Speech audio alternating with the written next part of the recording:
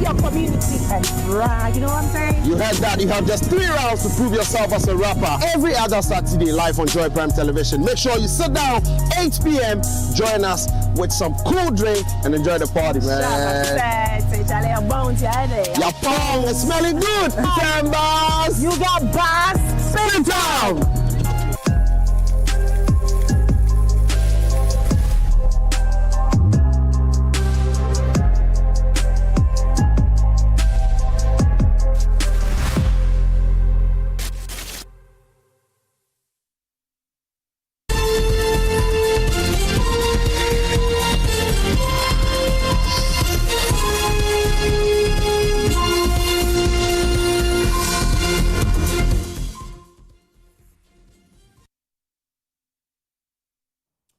Hello again. As tensions continue to rise across the Middle East, Israel's ongoing confrontations with Hezbollah in Lebanon and its shadow conflict with Iran are drawing increasing global attention.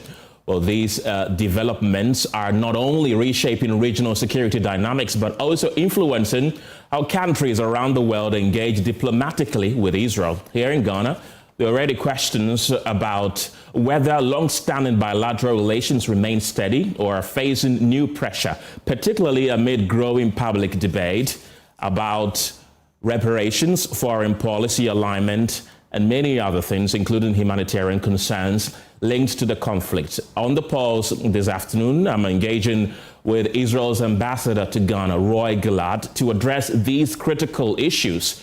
The conversation will explore whether Ghana-Israel relations are holding firm or showing signs of strain, and what the evolving Middle East situation means for diplomacy, cooperation, and public perception going forward. Ambassador, good afternoon. Welcome to the program. Good afternoon, Kenneth. Thank you very much for inviting me. Right.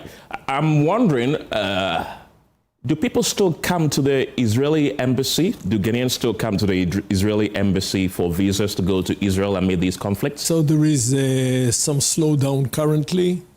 Flights to Israel has been suspended, but I think there is a light at the end of the tunnel. For instance, Ethiopian, which is the main carrier for Ghanaians going to Israel, will resume the flights on the 17th of April. I believe this is within a few days from now, and hopefully the flights will continue as planned. I think they have usually 2 flights a day. So till now, there is some slowdown, but we can see already the light at the end of the tunnel. Right. Before this war, on average, how many Ghanaians trooped to the embassy for visas to go to Israel? I think every day we had like between 12 and 2. Mostly pilgrims, also some business, regular tourism. So I would say between 12 and 2 dozens every day. Okay, so that is pilgrimage. That you mentioned that's the main thing that they go. The main reason was pilgrimage, but we had quite a significant number of business people, all kind of academics. The biggest part of it was really pilgrimage. What about the Israeli community in Ghana? How large is it? So I think overall we have around 100 families here. That is to say around 400 people with the spouses and the kids. It's a significant, strong community that has very strong relations with Ghana that goes way, way back. You know that you achieved your independence in 1957, 9 years after we did ours, but actually the embassy that I'm heading here was opened in 1956, 1 year before you achieved your independence, and this became our first ever embassy in Africa. Okay, that means Ghana and Israel have had long-standing relations dating back to even before we had independence. Way, way back. Right. Ambassador, then why did Israel vote against a resolution that was presented by Ghana to the United Nations demanding reparations for the transatlantic slave trade, which our Ghanaian president described as the gravest crime against humanity? Israel, in fact, was one of only 3 countries, including the United States and Argentina, who voted against it. Why? Indeed. So I thank you very much for giving me the podium and the possibility to explain, because in the social media I heard all kind of quotations that presumably were said by the Israeli ambassador. We never heard about it.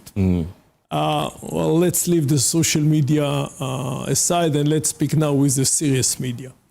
Our problem with this resolution was exactly what you say, the gravest.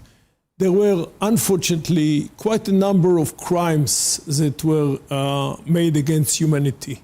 Of course, the Atlantic slave trade, the Jewish Holocaust, the Armenian genocide by the Ottomans, the Tutsi genocide by the Hutus in Rwanda. Who are we to judge which is the gravest and which is less grave? It is only this hierarchy that we could not agree to. There is no doubt that had the resolution would call the Atlantic slave trade one of the gravest, we had no problem.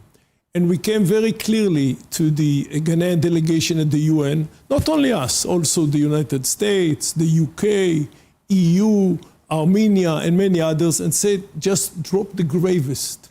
The gravest for us is a problem. We cannot set a hierarchy. We cannot say if the Atlantic slave trade was graver than the Holocaust or the Armenian genocide or the Tutsi genocide or not. How can you judge what is graver than the other thing? By head counting, by the number of deaths, by the suffering. So we said, just drop the word gravest, make it one of the gravest.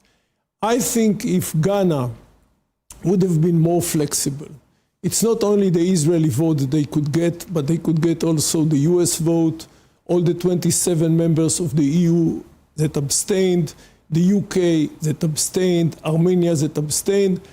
And I believe that rather than having 123 votes for, you could get something which is close to all the members of the EU, of the UN. It didn't happen. This is not to undermine our appreciation and understanding of the sufferings that black people faced during the slavery time, but this is our position, this is this hierarchy that made it for us impossible to vote for the resolution. So in your opinion, what do you think is the gravest crime against humanity then? I don't think there is gravest crime against humanity. I think there are few crimes that were huge against humanity.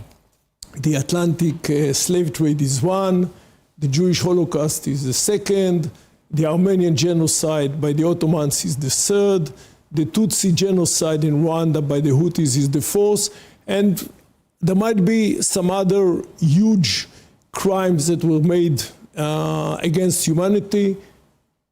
We believe that making a hierarchy and saying which was greater than the other is a mistake.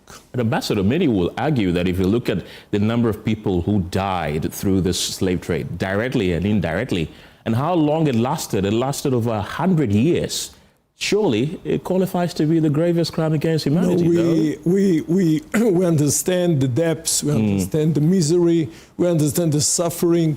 But if I will tell you that 6 million Jews have been butchered in the sense of in less than between 1939, actually the Holocaust started in 1942 up to 1945, I think this is not human to say this tragedy is bigger than this one. This is a huge tragedy, and this is I counted here only 4. Again, the slave trade, the Jewish Holocaust, the Armenian genocide, and the Tutsi genocide. There might be some others. We think that having a hierarchy is the wrong thing. And it's not, our position did not come to Ghana as a surprise. We told Ghana from the very first moment. There was another issue that has to do with the Durban Declaration. I'm not getting into it because also the Durban Declaration was very anti-Israeli one. We told the Ghana delegation just refer to elements in the Durban Declaration back in 2001. If you adopt the Durban Declaration as it is, that's another problem for us. But Kenneth, let's put it aside for the sake of the argument. our main concern, and not only our concern, also the Americans and the British and the EU and Armenia, was the issue of the hierarchy. We thought that the hierarchy was a wrong argument. We told your delegation, and once they choose to stick to the original proposal, we couldn't agree for that. What about the demand for reparations? Is that something Israel supports? Look, we are not going to be, since we never enjoyed this slave trade. You know, the slave trade from West Africa went across the Atlantic, but there was also slave trade from East Africa that went across the Indian Ocean to Muslim and Arab states. We are not here nor there, so we are not going to be part of this process of reparations. I leave it to the Americans and to the Caribbean and to the Brits, that any countries that presumably enjoyed, quote unquote, from the slave trade to deal with it. The reparations were not part of our challenge. On the 6th of March 2026, a UN camp in Lebanon was bombed. Indeed. Ghanaians were injured. Ghanaian soldiers who were serving under the United Nations were injured. Now, Israel later admitted that it carried out those strikes by mistake. Indeed. There are questions that if indeed you did that by mistake or on purpose. No, I think the question is completely unfair. Why should we do such a thing on purpose? I mean, it goes without saying. As a matter of transparency, we made a checkup on our end that lasted until the 17th of March for 11 days. And on the 17th of March, we sent a letter to the Ministry of Foreign Affairs here, which I hold in front of me, IDF incident impacting UNP 5.66. This is the location of the Ghana regiment, in which we took full responsibility for the fire that was done by mistake, by an error. We have no intention whatsoever to do it on purpose. In intention, it was done out of a mistake. Look, what we call in the professional language, friendly fire, I know the name sounds very strange, it happens in every war. What happened here was at UNIFIL, and I think we sent you a picture. We wanted you to present. Yeah, unfortunately, the picture is very small, so we are unable to project it. The picture, I would explain, is targets that you say Hezbollah has hit in the UNIFIL, correct? So let me depict the picture orally. Okay. Basically, Hezbollah is taking, unfortunately, UNIFIL for a ride. They are launching attacks against us. In this specific case, we were attacked by Hezbollah that were based like 500 meters from the UN, from your position. We had 8 people that were injured, including the commander of the platoon. One of them was injured very badly.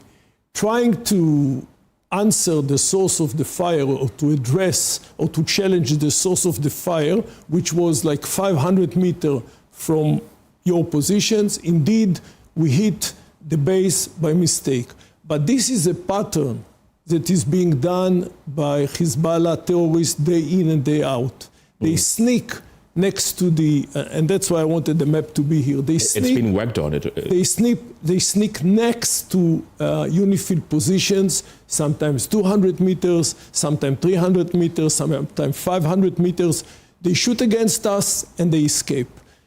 While trying to put an end to this fire that in this case injured 8 of our people, mistakes can happen. This is exactly why, a week after we addressed your ministry and explaining what happened on the 6th of March, immediately a week after, on the 22nd of March, we have approached UNIFIL command in South Lebanon and in New York, the UN, and here, that the Ghanaian regiment will temporarily reposition its location into other locations in South Lebanon, because out of all the 5 or 6 battalions of UNIFIL in South Lebanon, it appears to us that your people are positioned in the most dangerous place, from which the biggest amount of fire is being launched against us.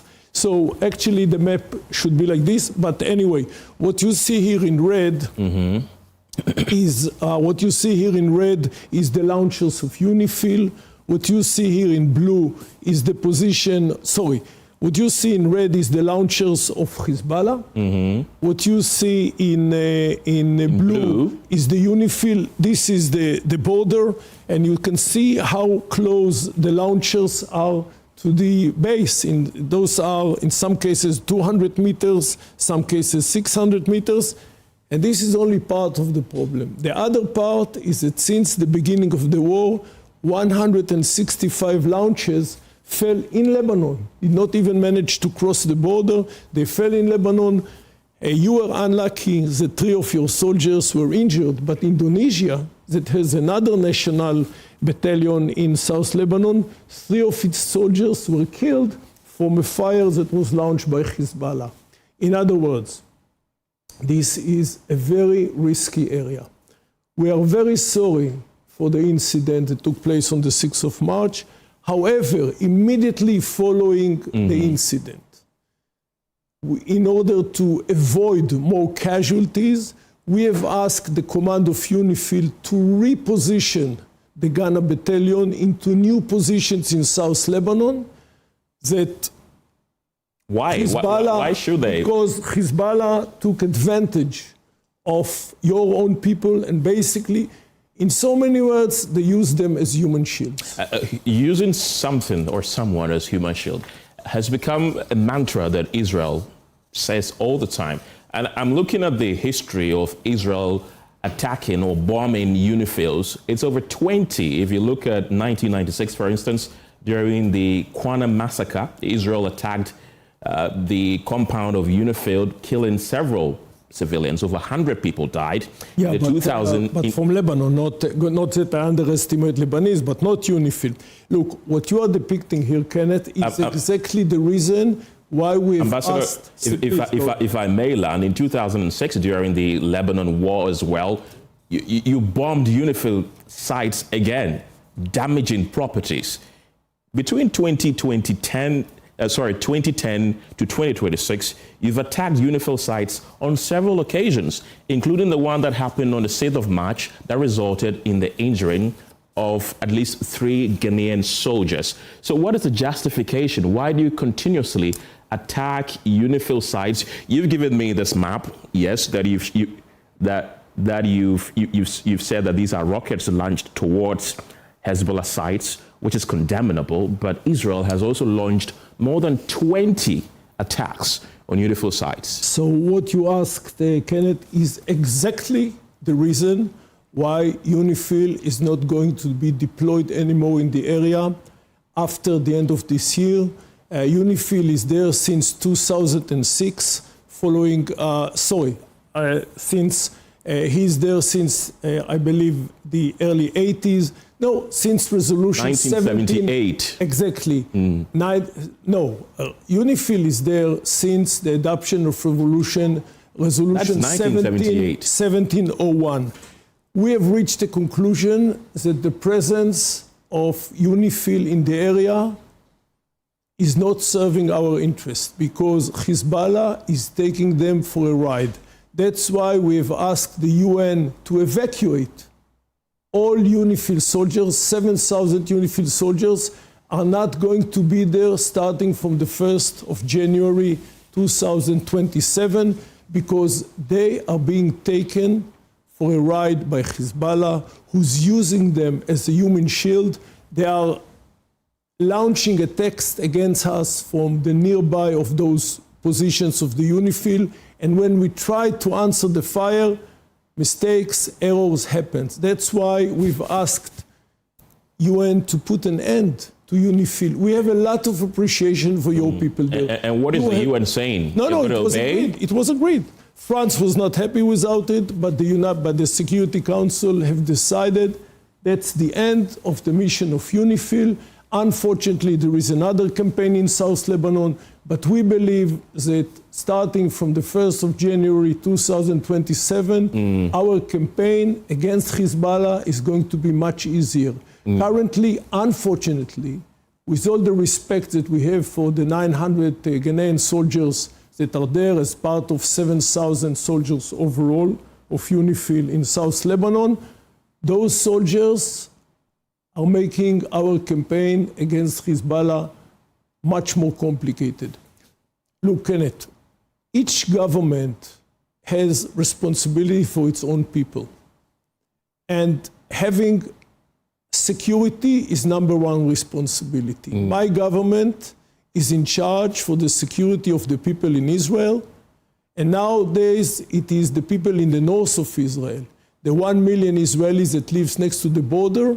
It is our responsibility to guarantee them security.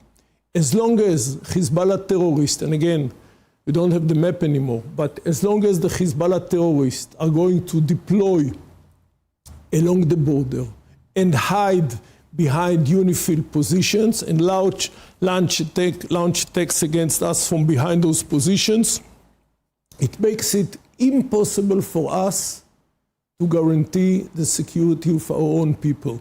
Therefore, we've asked UNIFIL, we've asked the UN actually, the Security Council, to put an end to UNIFIL mandate.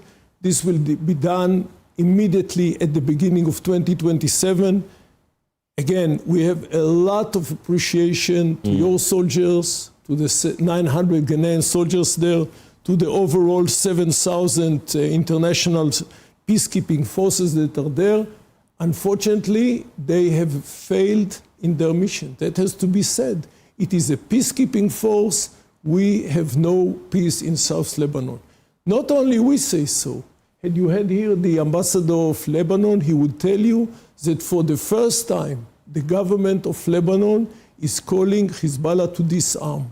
It is unheard of that a non-state actor has more ammunition and more arms than the army of Lebanon, than the Lebanese army. And the good thing is that tomorrow, Tuesday, in Washington, the talks between Israel and the government of Lebanon are going to start.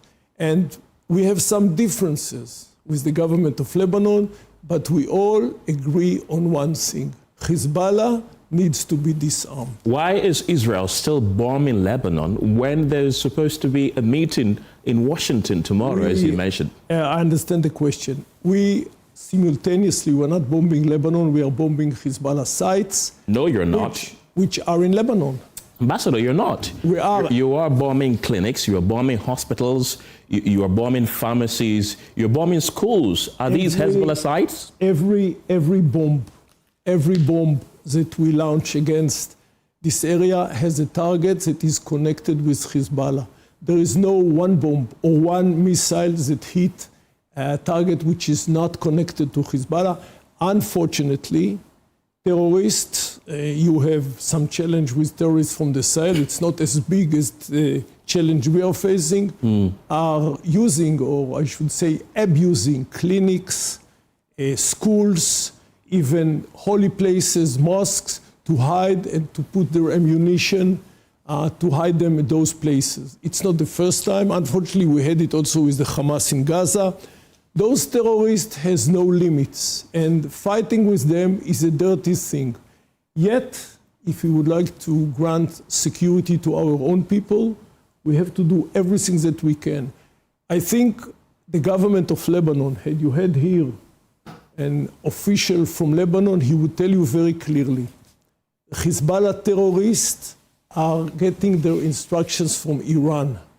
They are ruining Lebanon day in and day out. Without those terrorists that are being financed by Iran, Israel and Lebanon could have achieved peace already for a long time.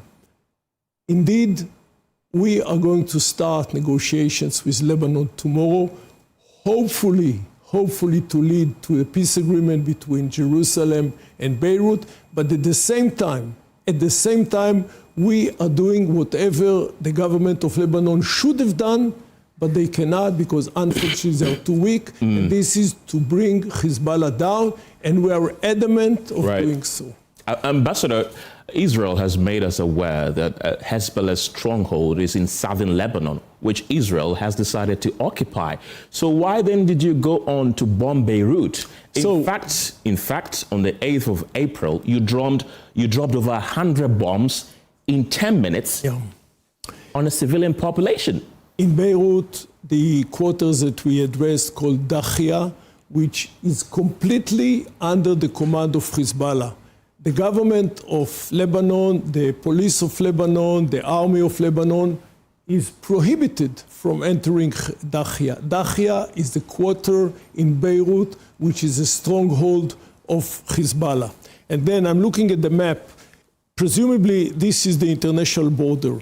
There is a river somewhere there which is called Litani. We have managed to push the Hezbollah following the 7th of October 23 war campaign against Hamas that they joined 2 days later. We managed basically to push them north of the river. Now they are trying to go south of the river and deploy again along the international border. What we are trying to do now is to create a safe haven north of the international border where their terrorists cannot be found. Their anti-tank missiles can reach up to 9 kilometers. We are going to clear those 9 kilometers in the south of Lebanon, north of the border. Look, a war is a dirty thing. A war is a dirty thing, and attempting to protect or to explain such a violent thing of a war is not an easy thing for an ambassador. But one has to see the context. The context is that you have a state in Israel which is nearly will be 78 years old, and its presence and existence is being challenged day in and day out, either by Hamas from the south or Hezbollah from the north. And what is the common denominator? That both are being financed by Iran. They are the perpetrators of instability and terror in the area, and you have to respect them for what they say. They say very clearly, there is no, let me just finish. Okay. There is no room for a Jewish state in the Middle East, and they're using their different arms. Their left arm is Hamas, the northern arm is Hezbollah. We have no intention to go anywhere. Just as we managed to push back the Hamas, unfortunately not finish the challenge of the Hamas in Gaza, we are adamant. We are adamant to fight the challenge of Hezbollah in Lebanon. The good or the positive, I would say, turnaround is that for the first time, the government of Lebanon is willing to cooperate with us and try to undermine and to bring down this challenge of Hezbollah. That is a challenge for us, but also it's a challenge for the sovereignty of the government of Lebanon. You've mentioned Iran. Of course, we are going to talk about Iran because you're at war with that country. You say that... Not only us, also the Americans. Yes, you and the U.S. are jointly striking Iran. You say that Iran is a perpetrator of violence and they seek for the annihilation of the Jewish state. But same has been said about Israel, that you are also a perpetrator of violence in the Middle East. And if you look at, I have a table here about... Can you give me an example? Iran has said that Israel is a perpetrator of violence. I know, but surely you don't take what the Iranian says without a grain of salt. But Ambassador, if we are not to take what Iran says, why should we believe what Israel says? Because we take our enemies very seriously. Once your enemy is trying to develop the means, let me start there. Once your enemy is declaring very clearly, as unfortunately many states in the Arab world, that Israel has no legitimacy for a sovereign life in the Middle East, for a sovereign entity in the Middle East, this is one thing. But when this enemy is trying to develop the means to achieve or to fulfill this aim, this is where we become nervous. And the Iranians said, look, we had wonderful relations with the Iranians until February 1979, like 47 years ago. We had very good relations with them. Then, when the mullahs took over, they said from the very early beginning, Israel is the small state, Satan, and who is the big Satan? The United States. So they have put their money where their words were, and they tried to develop nuclear weapon in order to bring down the Jewish state. Are we looking only for a nuclear mushroom over Israel in order for us to understand that our enemies are serious? But Ambassador, Iran has always maintained that their uranium enrichment program or their nuclear program is for civilian purposes. Yeah, and for 47 years they are lying. You know, Ghana is a member of the IAEA. They've been lying to who? To the international community. Iran allows NTP. They are a signatory to NTP. Israel isn't. Israel is a different case. Why are you a different case? Because Iran allows inspection at their nuclear sites. Israel doesn't. Let's start with Iran. The IAEA, the International Atomic Energy Association, where Ghana is a member, has said very clearly more than once that Iran is bluffing the international community. The visits over the sites were limited. I think it's quite clear to everybody now, unless he wants to hide his head in the sand, that Iran is having now 440 kilograms of high enriched uranium to the level of 60%, which they do not need for civil energy. For civil energy, you don't need more than 20%. If you enrich uranium for 60%, it's quite clear that you are trying to achieve the 90% that is needed for a bomb. And I ask you again, Kenneth, are we waiting for a nuclear mushroom over Israel to say, hey, we made a mistake? The government of Israel is a very serious one, and it has decided, together with the Americans, to preempt this attempt. The Iranians are bluffing. For 47 years, they would like to get a nuclear bomb for them to be either as an insurance policy for the mullahs to stay there for eternity, or to get rid of the state of Israel. We are not going to let them enjoy this opportunity of putting an end to a state which is 78 years old, and it is a home for 10 million people. As for their claims against Israel, Israel said already more than once, we shall never be the first one to introduce a nuclear bomb into the Middle East. I think it's a completely different situation. Why is it different? There is no, because we did not massacre 30,000 people of our people who marched against the government. Why don't we speak about that? Does Israel have nuclear weapons? I don't know, and I don't think it's part of the game. Israel is the only country on earth that refuses to accept that they have nuclear weapons, but no, there are indications that you have nuclear weapons. You have up to 90 nuclear warheads. So then that brings me to my next question. If Israel can have nuclear weapons, why can't Iran? Look, I don't know if Israel has or doesn't, but I can tell you very clearly why Iran cannot have. Iran cannot have because it's a pariah state. Iran cannot have because they just butchered 30,000 of their own people who marched in the street against the government. We are not supporting regime change in Iran. We say this is up to the Iranian people. But I think every state in the world, like Ghana, says that they are friends of Iran. The question that that Ghana needs to decide if you are friends of the mullahs or you are a friend of the people. If you are a friend of the people, you have to identify with their misery, with their plight, with the fact that 30,000 people have been butchered by the government. Would you like such a government to have a nuclear weapon? I'm asking you. Do you think they are responsible enough to have a nuclear weapon? Not only Israel thinks this is a non-starter. The US thinks it's a new starter.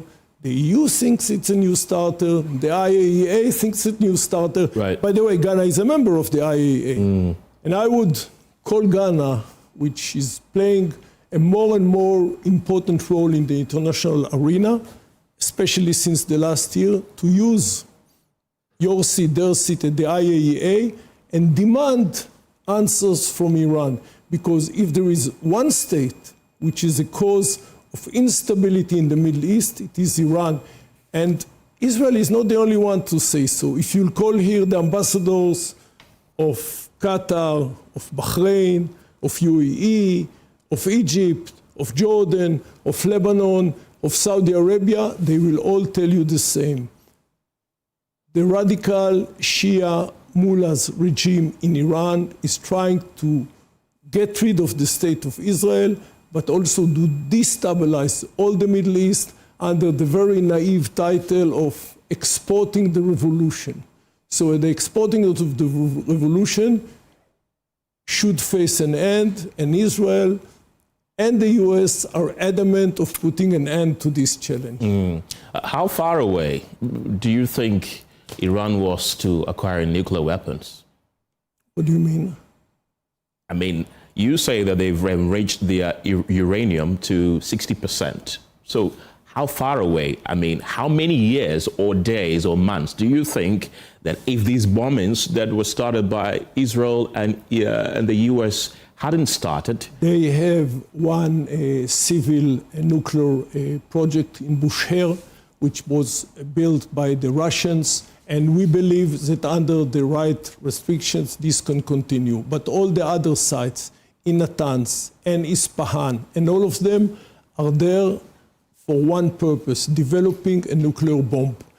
And the main issue is, again, I said it before, let me repeat, the 440 kilograms of high enriched uranium, which are buried in the ground somewhere in Isfahan. And for us, it's a non-starter. That's our red line.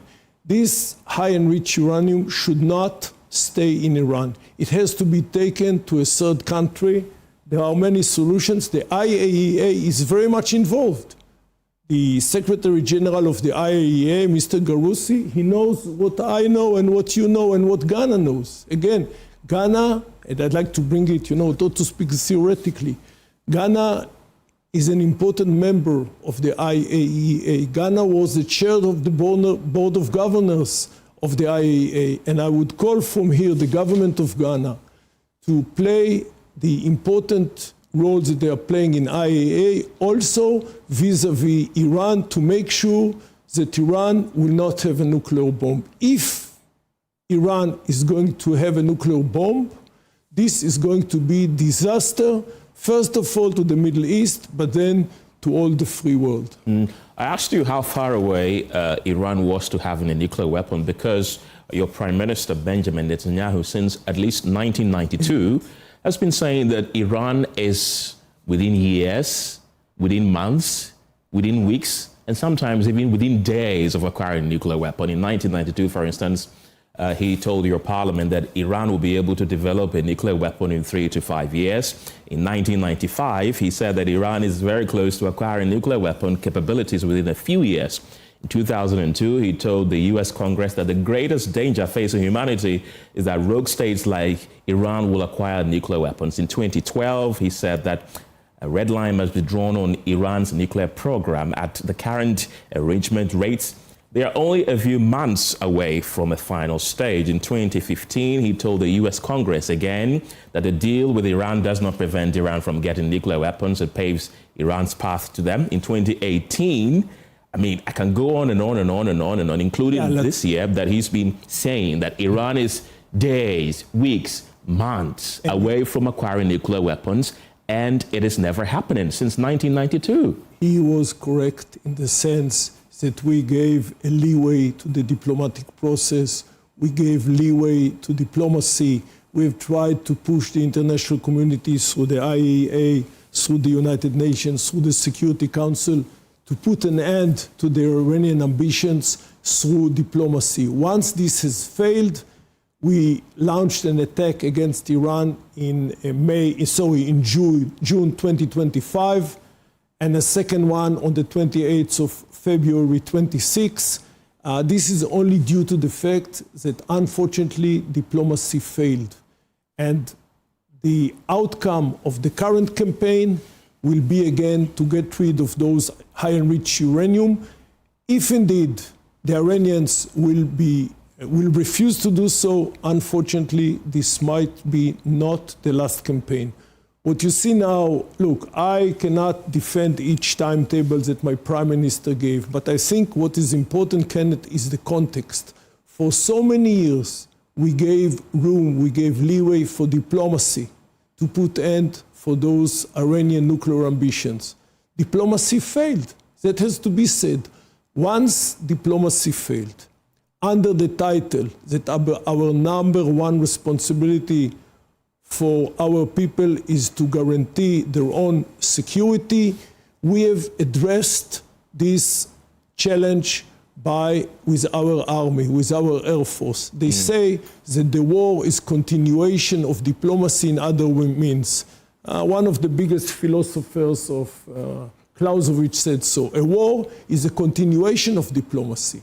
And I hope after Iran suffered such a blow last June, and now they will be more, I would say, flexible and understand that for them, either they keep on being adamant on developing a bomb, or the people are going to be hungry, thirsty, poor, and whenever they will march in the streets of Tehran against their own people, they will be exposed to a fire being shot at them by the Basij, by the Revolutionary Guards. Look, the situation in Iran is terrible. The million of people in Iran could have been a very rich country. They have a lot of oil, they have a lot of natural gas. Instead of, when you open the tap of water in Iran, you don't get water. They don't have water. They could have been a rich country by now. Instead of investing the money that they get for the oil in the welfare of their own people, they invested it in trying to develop, first of all, the ballistic missiles. We didn't speak about the ballistic missiles so far, but the main problem is the nuclear bomb, which they invested a lot of money to develop, and we are not going to let them develop it. And I think, again, what is missing in this conversation, Kenneth, is the Iranian people. Right. The welfare of the Iranian people. This is unheard of, that the government would slaughter 30,000 people who marched in the street calling for this government to go down. Nobody is talking about it. So Israel cares about the Iranian people's well-being. By all means, we had wonderful relations with them until 1979. If you do, why then have you bombed 42,900 civilian buildings? You have destroyed more than 900 schools, over 200 health facilities. You've killed children. In fact, your first joint strike with the U.S. resulted in the death of over 100 children in a girls' school. So if you're so concerned I think the Americans took responsibility for this attack. We had nothing to do with it. But as I told you, when there is a war, there are casualties. Every missile, just as I told you about Lebanon, every missile that we launch, either against Lebanon or either against Iran, has an address. And the address, in the case of Lebanon, is connected with Hezbollah, and in the case of Iran, is connected also with the political establishment. We killed the supreme leader. That's true. On the first day of the attack, on the 28th of February, we killed the supreme leader, Ali Khamenei, for one reason. He was the head of the snake. He was the head of the snake. If you've killed the head of the snake, then why don't you leave? Because as we see now, the snake is still kicking. We thought there were, not me personally, but there were thoughts that if the head of the snake will be cut, then things will happen in Iran. Right. Unfortunately, it did not materialize. It appears, even from listening to you right now, the position or the reasons why Israel is carrying out these strikes have changed, because your prime minister at the beginning of this, what do you call, military campaign, did say that one of the ambitions is for a regime change. No, he never said so. He said that... He did. He mentioned that. He said... He did mention that. Yes. I'm representing my prime minister. He said there are three things. To put an end to the nuclear program, to limit the ballistic missile program, and to create the conditions for the Iranians. For the Iranians to change their own regime. It is not the same. What does it mean then? It is to bring the administration to such a weakness where the Iranian people can take their luck in their own hands. It's not the same. It's not the same like what you said. Well, we all have different understanding to what you mentioned, but it's still no. I go by the record. Right. Create the conditions by the weakening Iranians, the government for the Iranian people to take their own luck in their own hands. so that it That's changes what the we government. said. That's what he. Look, we are not going to shed any tears. We are not going to shed any tears if we see a new government in Tehran. Not only us. I think all the international community, you know what?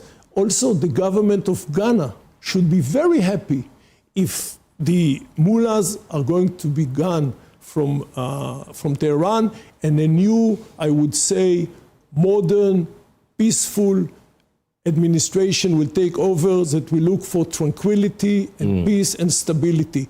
This will serve not only the interest of Israel, but it will serve the interest of all the moderate states in the world looking for peace and tranquility, including the government in Accra. Right.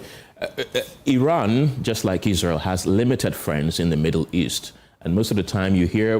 Why? I think we have quite a number of friends in the Middle East. Yes, you're now normalizing relations with some of the countries within the Middle East, but there's still some enemies, as you describe them, of Israel within the Middle East. Some of these enemies, just like the enemies of Iran, counter-accuse both countries that Israel... No, I don't think so. Again, I do not agree with you. I think... Ambassador, Qatar, if I may. Bahrain, you may, but UAE, Saudi Arabia, Oman, they know very well what we know, that the danger doesn't come from the West. Syria, Israel, it comes... Syria, Iraq, Yemen, they all... Kenneth, Syria cut relationship with Iran.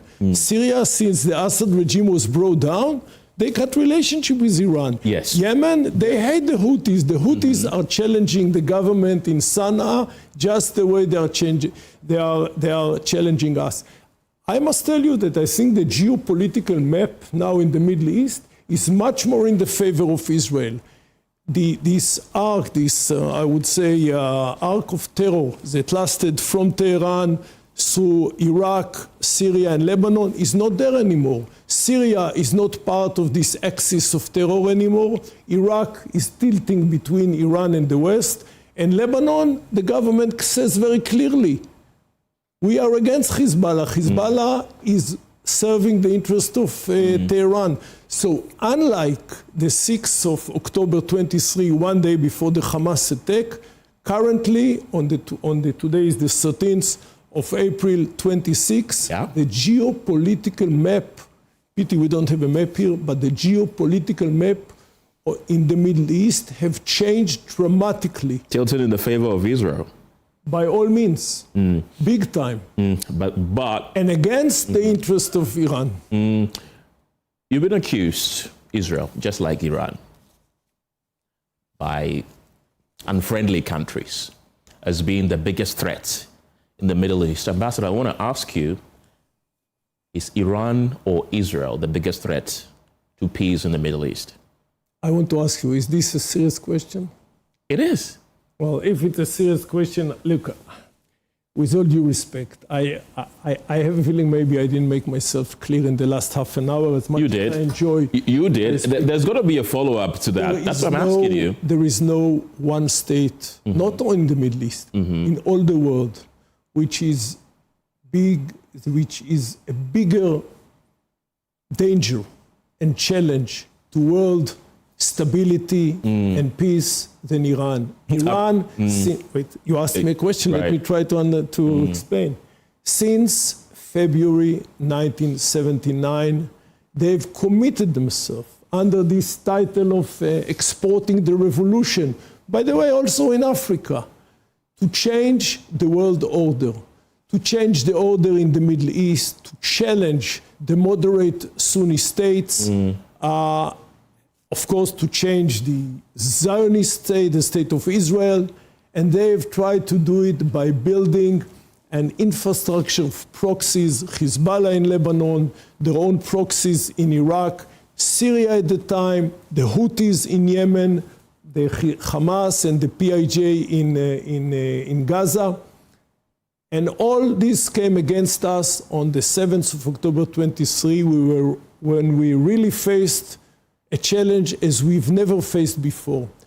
Indeed, in the last 2.5 years, since 7th of October 23 till the 14th of April 26, we have managed to change the geopolitical map of the Middle East in a dramatic way. And we are adamant to answer your question, Kenneth, to bring an end also to the head of the snake. Right.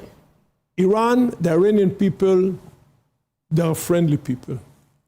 They would like to reopen the chapter with Israel that they had until 1979. There is an obstacle. Indeed, when we brought down the supreme leader Ali Khamenei, we thought that at the end of it. But they have their own resilience, and they are fighting back. I believe that at the end of the day, once they know that their people are suffering that much, again, as I told you, here when you open the tap, you have water.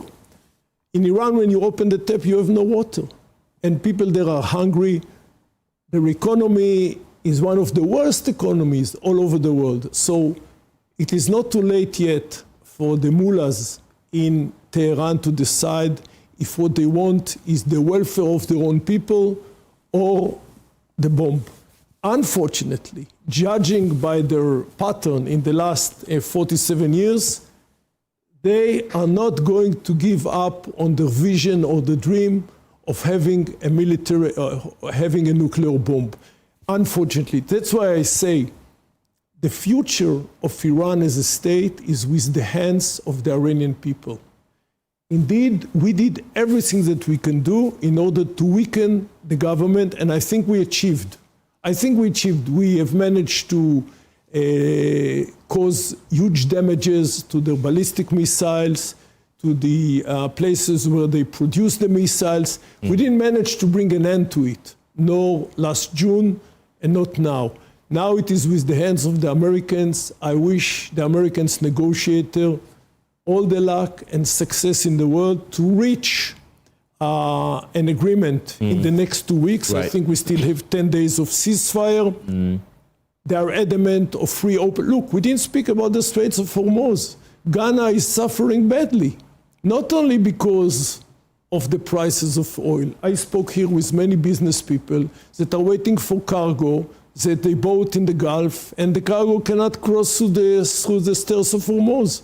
Iran, against the UN law of the sea, have decided to close the Straits of Hormuz. This is one thing that has to be discussed. The nuclear issue is a second thing. Limitation to the ballistic missile is a third thing. I believe that the Iranians have learned a lesson.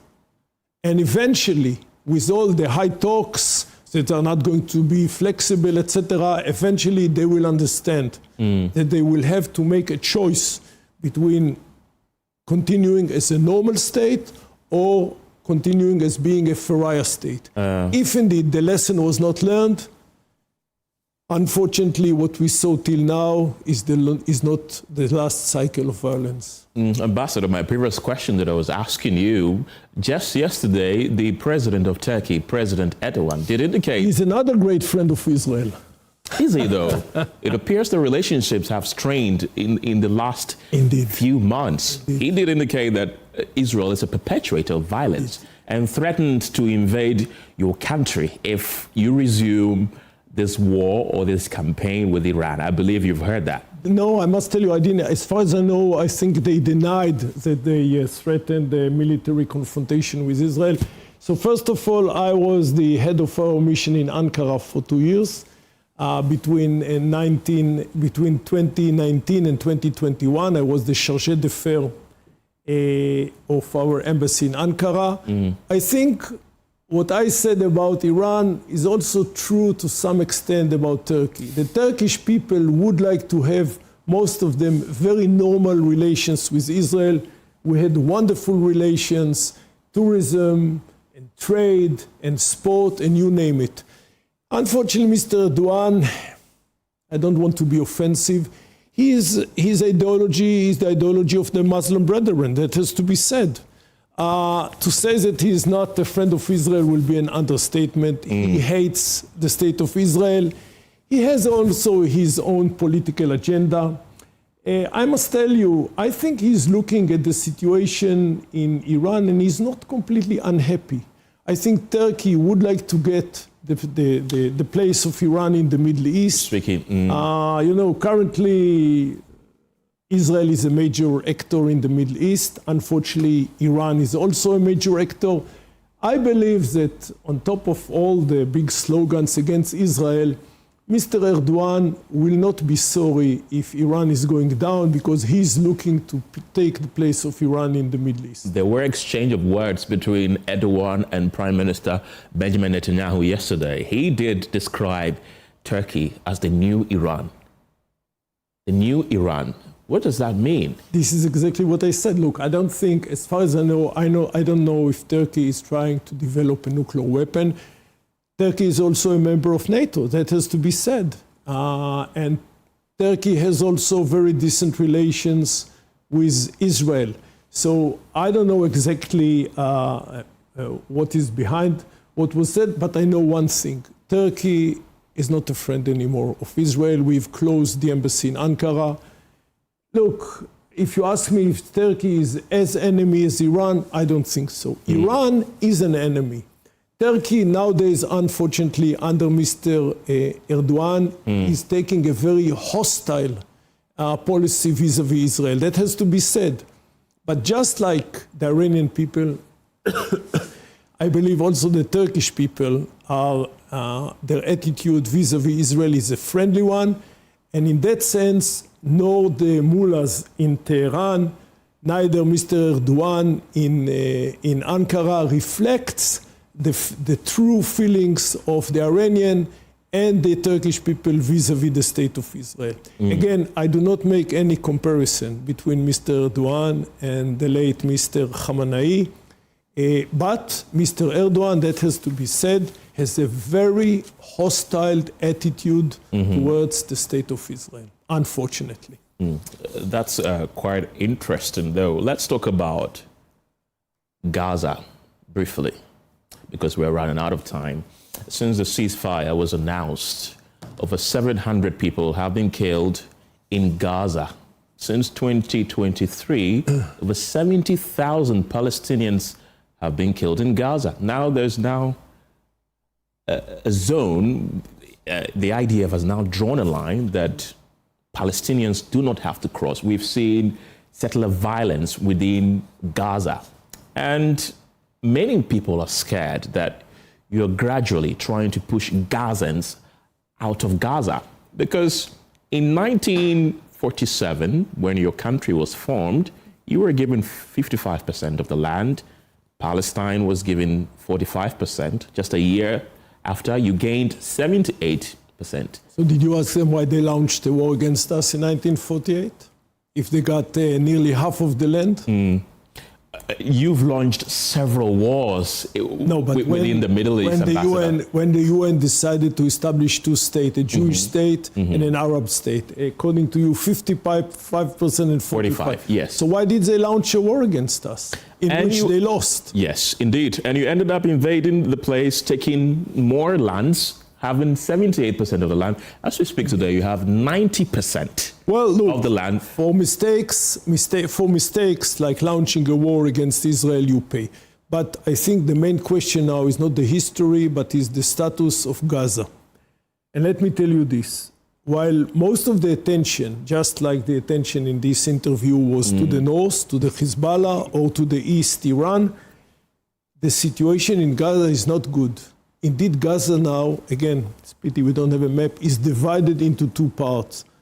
The western part between the border and what we call the yellow line is held by Israel, by the IDF, and all the area east of the yellow line up to the sea of the Mediterranean is held by the Palestinians.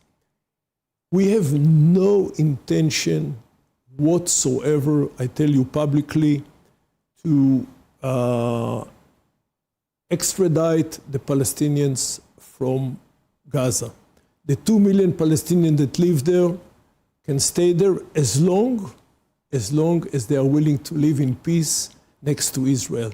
And there is one obstacle which is not willing to disarm themselves, and this is against the Hamas.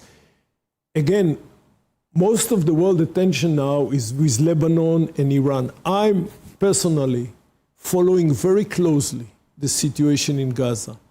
And I must tell you, once we are done with Hezbollah and Iran, we unfortunately might have another cycle of violence in Gaza. Unfortunately, Hamas, against their commitment as part, do you still remember the Trump 20 points of peace in Gaza? I do. One of those points was the commitment of Hamas to disarm themselves.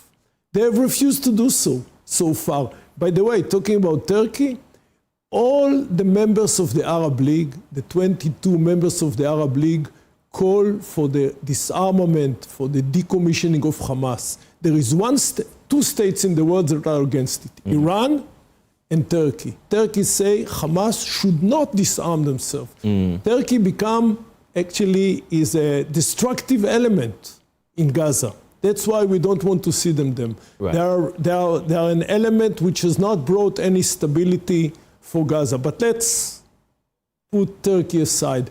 Hamas, nowadays the Board of Peace was established, the International Stability Force was established. Mr. Nikolai Maldanev is there on behalf of the Board of Peace. He's like the Secretary General of the Board of Peace that is being chaired by Mr. Trump. And he meets with the Hamas people day in and day out. Today they are in Cairo. And Hamas, again, we judge our enemies by what they say. And one thing can be said, they are very transparent, and they say we are not willing to give up our weapon against our commitment. If this is going to be the situation in the future, we might have, unfortunately, another cycle of violence in Gaza. Ambassador, we're running out of time, so we have to run it. But I want to give you just 30 seconds. Please. 30 seconds. Do you think all these things happening will strain Ghana's relations with Israel? 30 seconds, briefly. No, I don't see any reason. Ghana says day in and day out that they care for Israel, that the friendship that is already 77, is already since 1957 is there to stay. We enjoy a lot of support among the Ghanaian people. We get a lot of support at the embassy. And again, I'll finish with what I've started. Ghana is playing a very important role in the international fora, in international organizations. I believe, we all believe, Jerusalem believes that this traditional friendship between Ghana and Israel needs to be reflected in a good way also in the international fora, specifically vis-a-vis Iran. I'm talking about the IAEA, right. When we expect Ghana to make sure that the IAEA is doing what it needs to do in order that Ghana will not have a nuclear bomb. Roy Gilad, thank you very much. He's the ambassador of Israel to Ghana. Thank you once again for coming on. Thank you for hosting me, Kenneth. This afternoon, operations at all ports of entry are slowly grinding to a halt following a declaration of a 4-day sit-down strike by a coalition of trade associations, including the Ghana Institute of Freight Forwarders and the Ghana Union of Traders Association. The aggrieved traders say the industrial action has become necessary, citing government reluctance to address several concerns they have with the publican AI system. Listen to the General Secretary of the Ghana Institute of Freight Forwarders, Paul Kwabena-Mensah. Although the Secretariat is referenced by the AI Publican Committee, there is no published appeals protocol, no data submission interface, no defined resolution timelines. As a result, traders and agents are compelled to rely on physical visits. You need to go there. You need to go and see somebody. If no one is there, you go and sit there the whole day and come back. Informal engagement is what is now we are being forced to do. And then ad hoc escalation channels. In fact, somebody from Paga will send a document to me. If I show you my phone, almost every day people are sending you his issues. Then you forward it to CTSB. So if this gentleman is busy, it will be there till the next day, the next week. There is no formal policy position on valuation methodology of used goods. No treatment of non-standard items. And then adjustment factors for conditions, age or origin is also a fiasco. Now, clients' priorities. Inordinate valuations have altered duty payments. Cargo remains uncleared. Financial exposure continues to accumulate daily. So the person cannot pay duty, but is forced to be crying over the demurrage that is going to come. The same port, which is Ghana port, was also calculating rent for you to pay interest.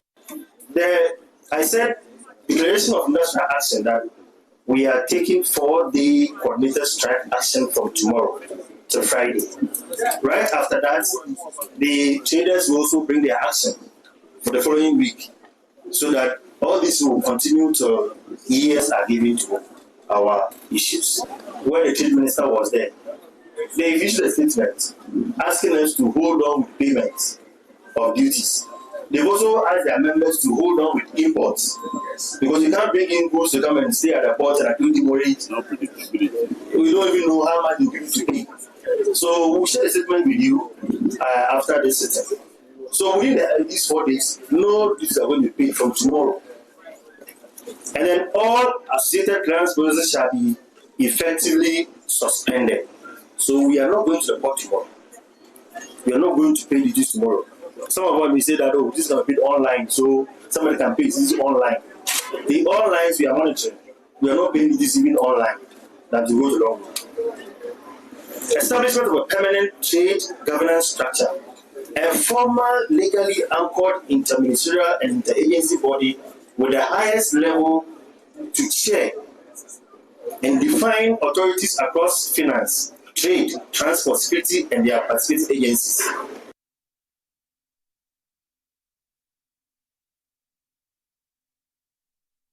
My colleague Carlos Coloni just returned from Tema Port and is joining me in the studio. Carlos, paint a picture of what happened there when you went there. So the situation actually happened at the Ghana Institute of Freight Forwarders headquarters in Tema. There were hundreds of importers, freight forwarders, agents, all gathered. Many of them were wearing red armbands and all that, protesting the issues they have with the publican AI system, which they say is actually making it difficult for them to actually clear their goods. And they're saying that as we speak, a lot of cargoes are stacked up in the ports. They're unable to clear because of the AI system. And then this, they say, is leading to high demurrage. You know, when you keep your goods at the port, you don't clear, you end up paying. Now, there's another thing involved. You need to pay rent when the demurrage time elapses. The goods or the cargo would be moved to a state warehouse, where the state would also charge you for rent. So all these is making it difficult for them to actually do business. So they are really not happy with the government. And according to the meetings they've had with the government over the issue have not been successful. Government appears to be reluctant. Government appears to be pushing to go ahead with the implementation of the publican AI system. So this is really making it difficult for traders. So as we speak, the port remains shut because the importers, freight forwarders, agents are not paying what they call duties at the port and all that. So that is the picture from the Tema port. And it's important to add that this is not happening just at the Tema port, across the country. So if you go to Paga, you go to Aflao, you go to Elubo, that's how the picture looks like across. And we heard that there was a meeting between the leadership of the union and also the Ghana Shippers Authority. Exactly. Around 11 a.m. that meeting commenced. We are picking that meeting has ended now. As to what they have agreed on at this point, we cannot tell. Carlos Coloni, thank you very much.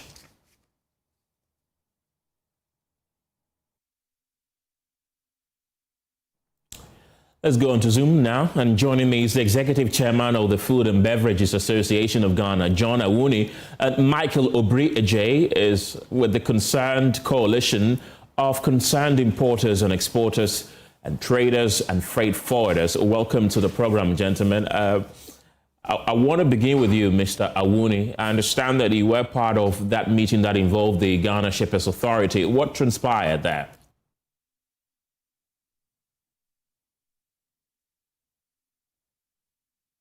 Can you unmute your microphone so we can hear you? So thank you so much.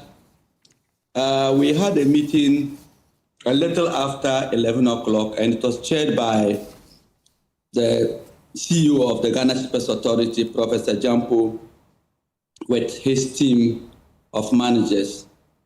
And Professor Jampo was instructed to meet the associations on behalf of the Transport Minister and the Minister of Finance, as he told us that they were both out of town, and so he was asked to meet us and appeal to us to suspend every action of us till Thursday when they return, and then we can meet.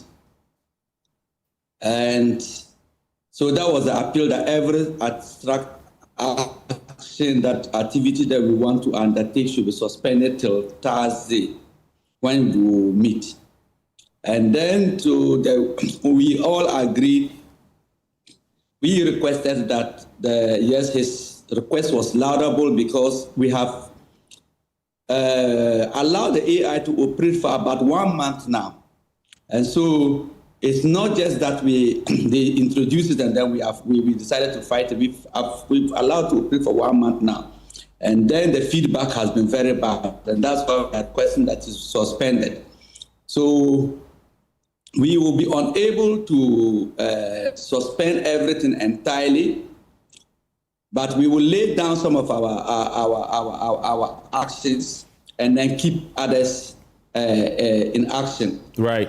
And that was the conclusion that we had with the minister, that we requested that we could lay everything down, request that they should suspend the AI, because every day and every hour amounts to a loss of money. As I speak now, some of the members of the Food and Beverage Association have sent out instructions to their wholesalers and their retailers to increase prices of goods, to increase price of rice, increase price of sugar and other goods. And the notice has been sent out to the market, and hopefully from tomorrow onwards you will see the prices will be going up as a result of the very high cost of duties that the AI has brought out. And we also made it known to them, even economic authorized operators are unable to be recognized by the AI. And these are very compliant,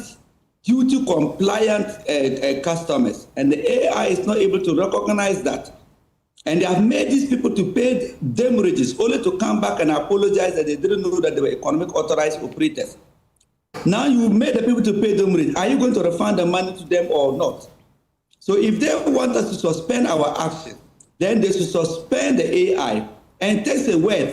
Because when they suspend the AI, it doesn't mean that we are not activity will not go on the port. Clearing will continue to go on, just that the AI will not operate. Incomes are there and other port tools that are used for clearing are all there, and they can operate. So if the government is unable to suspend that AI for now, for even 2 days, then we will also continue with our action. And that is the result.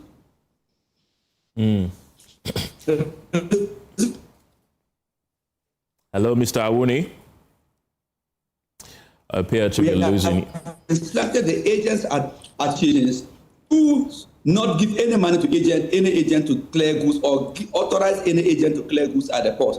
So for now, this is the first weapon that we will hold on till Thursday, that we will see the way forward. If they are so very adamant that will not suspend the AI, then the government may have as well go, and then they shouldn't just blame the leaders of the association, because we have been very magnanimous enough, and we think that we have had a lot of people's capital is being eaten up by this AI thing.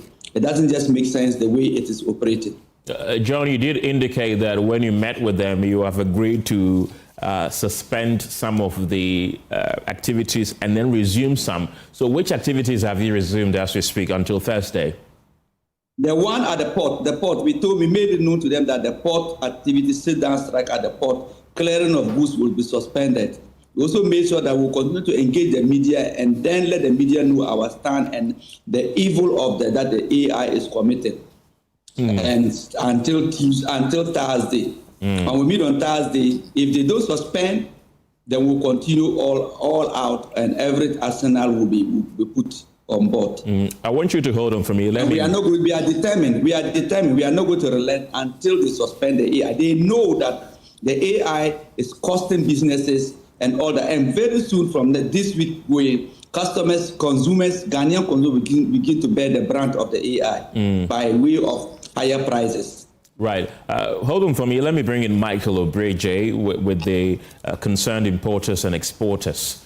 Michael, welcome to the program. Were you also at the meeting, and were you impressed with what you were told by the CEO of the Ghana Shippers Authority? Thank you very much. Good afternoon to you, Jesse, and to your viewers. I wasn't at the meeting that was held with the Shippers Authority CEO because, as you know, there was a press conference that was being held here in Tema, and it was just about the same time. So while some of us had duties to execute at the press conference, others went for the meeting. But I've listened to what John said, Reverend John Awuni said. And I think it aligns very much with the position of those of us who stayed back to deal with matters here. In the last couple of weeks, since we started raising these issues, one of the things that has always happened is that the importers, traders, and freight forwarders have always tried to meet the government halfway. And so if upon the declaration of an industrial strike, the government wants us to lay down that decision or to rescind that decision of an industrial strike until Thursday, I do not think it would hurt if the government rather rescinds its decision to continue with the implementation. And so that's our way of saying meet us halfway. Suspend the implementation of the AI till Thursday, because if you can agree that on Thursday you would meet us to have a discussion, then it should not hurt you to hold on to something that there's a clear concern. There is a unanimous cry within the business community that it is not working. It doesn't allow trade facilitation the way you envisaged it would. And so I think we're very much aligned with what Reverend says. For those who went to the meeting, are very much aligned with what they say. Let me come back to you, John. You've already met with the Finance Ministry, for example, and you said that conversation led to nowhere. Looking at the meeting that you held with the Ghana Shippers Authority CEO today and the one that you held with the Finance Ministry some time back, are there any similarities or differences? And do you think that this meeting will go anywhere? Well, I think that the demeanor of the CEO of the Ghana Shippers Authority was very positive, and he allowed us to speak out our concerns, and we kind of had very good deliberations. With regards to the one that we had a Minister of Finance by the Deputy Minister, it was a major disaster, and that Deputy Minister kind of disrespected us massively. And he did not allow people to talk. He would just stand and you have made your point, sit down. I see people were small boys. I don't think that when you're occupying a government office, you should do that. And that was very, very disrespectful. It took level-headedness of some of us to ensure that we didn't even just begin a serious action from immediately. We came out and everybody was very angry, and we had to appeal to colleagues that let us just update the Honorable Minister of Finance, Honorable Akufo-Addo, about the outcome of the meeting before we take any action. And that was a Thursday that we met, and then we sent out a petition explaining what happened at the meeting, and then also outlining out our request. And then we gave it to the Honorable Minister, and the Easter holidays came and we haven't heard. And now that the CEO of the Shippers Authority said he has been asked to meet us while they are out of town. So I think that the Shippers Authority, their locus is not that much, because this document, this AI is introduced and handled by GRA and the Ministry of Finance for that matter. They have a key locus in the entire matter. where Minister of Transport come in, I don't know. I think that it should have been the Minister of Trade that should have come in to meet the business community, because the Minister of Trade represents the interests of the business community. And this has to do with the entire business community of the country that are crying. So instead of Minister of Transport meeting, it should have been the Minister of Trade. But be that it may, a meeting has been held, and we look forward to the Thursday meeting. And we are making no other request than the fact that let the AI public can be suspended. Clearing will continue. Damages will be reduced because people are paying. In fact, just when I came out, before I spoke to you, somebody just paid $40,000 demurrage, and the goods are still locked out. So right now, I don't know what to do. Maybe I have to just go and clear. When I clear, I cannot. How am I going to sell the goods? And like I said, some of them who are also bringing their goods are beginning to route the goods to Togo, and some of them to Côte d'Ivoire. They will bring the goods in because your borders are not tight. And so whatever, eventually, the government will lose massively if they remain very, very adamant in withdrawing this AI thing. It's nothing big. John, I want you to hold on. Huge.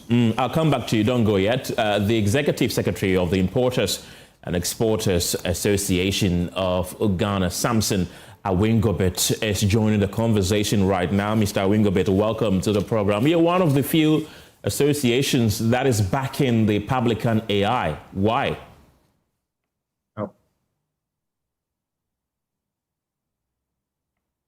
Unmute your microphone so we can hear you. All right. So you can hear me now? Yes. Okay. So good afternoon, and good afternoon to your cherished viewers and to my colleagues, my two colleagues, the Reverend John Dramani and Michael as well. I have listened to it. So what is your question again? Can you post your question? I'm saying that you are one of the few associations that is backing the publican AI. Why is that? Okay, thank you very much. This is the government that has really listened to business community and are willing to engage, listening to John Dramani's submission. I will tell you that this is the government that came in when at the port, custom were using 13 cedis as at 7th January 2025. Dollar was hovering around 14 cedis to $1. And the government came and abolished COVID levy, e-levy, and brought down VAT from 21.9 to 20%. The dollar is still around less than 13 cedis in the markets or even in the bank. And custom is using less than 13 cedis in calculating duty at the port for a whole 14 months. In government. So I think that if the government has done all these things to business community and realize that there are people who are not compliant, 75% are compliant and 25% are not compliant, because they will come bring cargo, and instead of to say, let's say if you take frozen for instance, where you and I will go and buy at the same source, I will come and declare $3 to a unit price, and then someone will also come and declare $1.50, and they assess me and you, and I pay my duty, and you pay his duty, and we'll go to the same market and we compute. What it means is that there's no parity. And so this will bring sanity into the industry. And trust me, the government will also make sure that they will tighten the borders for anybody who would want to dodge the taxes and take the cargo to Togo or to Ivory Coast and to find ways and bring it in. I think customs and the military and the national security should deal with anybody who want to do such a thing. I think in as much as we have a duty to protect our trading public or our importers and exporters, we also are Ghanaian. We also owe a duty to also protect and make sure the government get all the needed revenue.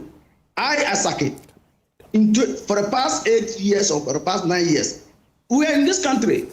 When we're crying that the previous government should abolish COVID levy, they should abolish e-levy, when we're even at the point that I told you, 7th January 2025, customs were using 30 cedis. So one would tell you that by now, customs should be using, let's say, 18 cedis or 17 cedis in calculating duty. Once I tell you that 7 January 2025, when the dollar was hovering at 14 cedis, dollar should be hovering around 20 cedis by now, or even more. Yet the government has worked so hard. If government works so hard and reduce all these things for the betterment of importers, in the interest of importers, and realize that no, people are under declaring and want to bring a system that will bring parity, and someone says, I disagree, I will not allow that to happen. I think that is something that is something. Sorry, internet. So I think that it is important for us to be fair to government, to be honest with government. And I know my very good friend and my senior brother, Reverend Ahyiresu, I mean, he knows. As of last week, there were BOEs that he sent to me, and I forwarded to custom, and custom work on them.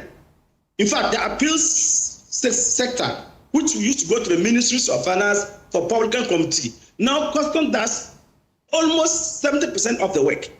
The appeals now goes custom. Those that custom can work on it, they work only few ones that if it's a high risk, high risk product, then they'll flag it and you go to the committee. And I can tell you, since after our meeting, many people go to the port to clear cargo. And so I see no reason why we kicked against and said it must be suspended, it must be suspended. I am for where and anybody who sees those how vociferous I have been. If the government does something wrong today, I will be the first person to speak to it. I think that calling for the suspension of the product is premature. If there's issues, let's go to the table. And I'm happy that he said that after the meeting, they have done a petition and they've sent to the minister, and the minister is ready to meet. And the minister has even asked the CEO to have engagement with them. I'm far away in Upper region. And they are there, they are in Accra.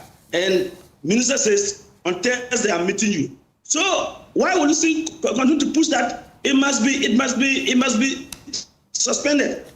I want to use this your medium to appeal to every importer that if you go to the port there, go and clear your cargo. Nobody has the right to hold anybody that do not go and clear your cargo. If you give in, if that's the case, I will call on the government to make importers, to give importers the opportunity, those who are compliant and do not want to allow their cargo to sit in the port to be run to demolish and rent because of this decision.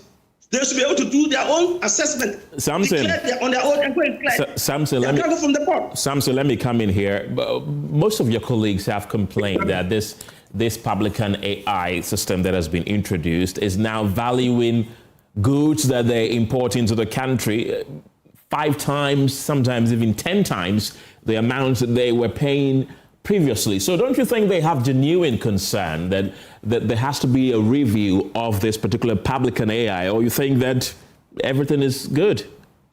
It's because the AI is now picking the real values of the product. But the AI can make mistakes, can it not? And hold on.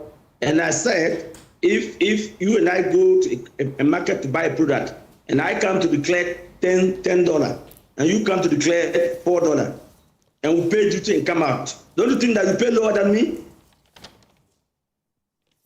So that if it's a frozen chicken in the system, is between if I come and declare 1.7 and you declare $3 or $4, the system will not increase yours. The system will flag mine because the system knows that nobody, if it's a negotiated price, at least it should be between $2.5 to $3, but not 1.7. That's the reality. And my very good friend John Dramani knows this. Those of his members who are compliant are paying their duties. My good friend Michael, who's there, knows this, that some of his clients who are compliant, if you actually do the proper declaration, proper classification, you do not have any problem. And there are people like that. Right. So if you have gain, now the government is asking that, okay, if you have gain is to bring their bank swift, why people doesn't want to produce the bank swift? Even if you say that someone they should bring their bank what? Something they should bring their bank what? Bank swift.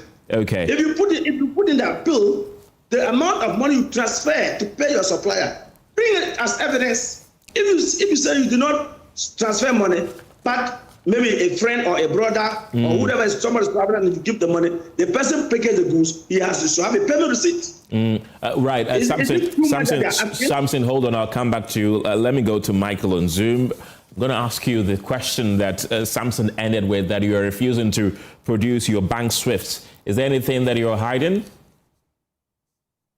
I really struggle to see where Samson gets that kind of information from, because during the appeal process, for instance, if you are appealing a declaration or a value that has been given to you, one of the things that you would submit to contest the transaction value that you have given would be a bank SWIFT, any invoicing, among others. So I don't think that there is any importer that does not want to do those declarations. In fact, if we do not want to do that, I'm not sure one of the things that we've been hammering on is a clear SOP, is a request for a clear SOP.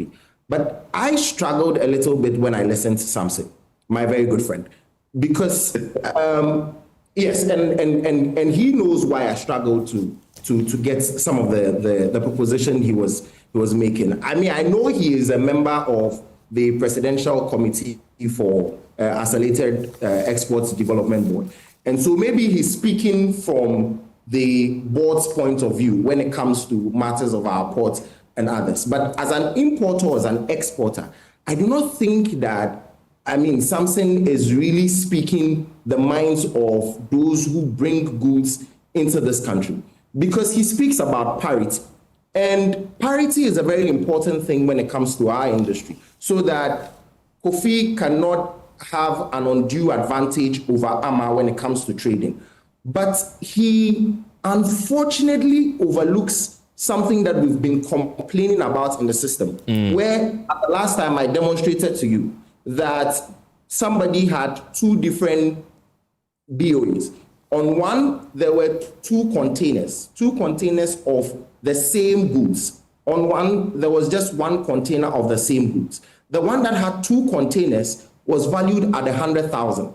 The one that had one container was valued at 500,000, all because of publican. Where lies the parity in this? So if it is about parity, then publican AI has failed on that score.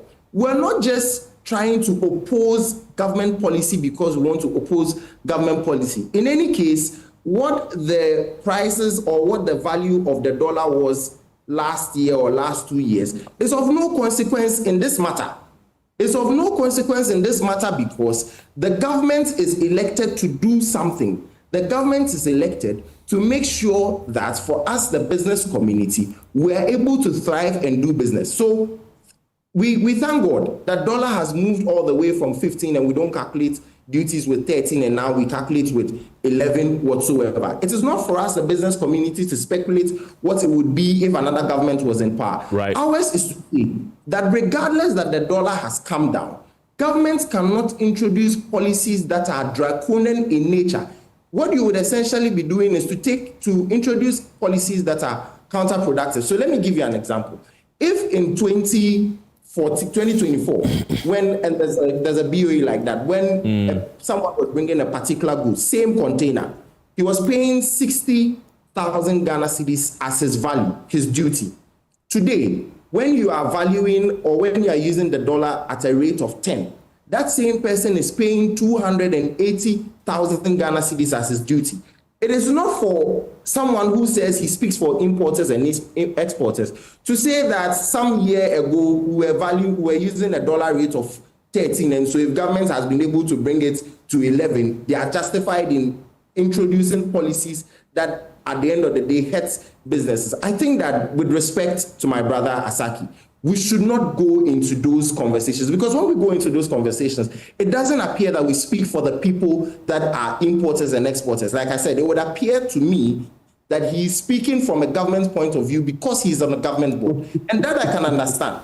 And I respect that he is protecting his role as a member of the Accelerated Development Board. And secondly, and let me wrap up with this, that Asaki says that nobody can instruct another person not to go and clear their goods. I think that it is for a particular reason that we form labor unions and organizations. Right. And so as an organization, as a labor union, or as a union that take concerted efforts to protect our membership, there's a discussion at leadership because of the cries of members, and we have made a decision with members that as members are saying, there's a Toyota Volks a Volkswagen duty. That is about 8 million Ghana cedis. In what world do you say that facilitates trade? 8 million Ghana cedis for a Toyota Volkswagen. Yeah, Someone is paying 750 how Ghana much is it? For How much was it before the 8 million Ghana cedis that you quote?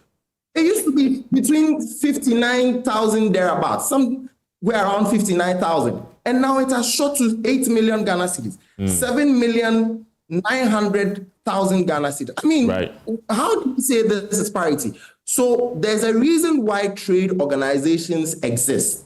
Our members say they are unable to afford the duties. It is not that freight forwarders are saying they will not go and clear the things if we give them money. Right. So to the extent that our members are saying they cannot afford, they will not pay.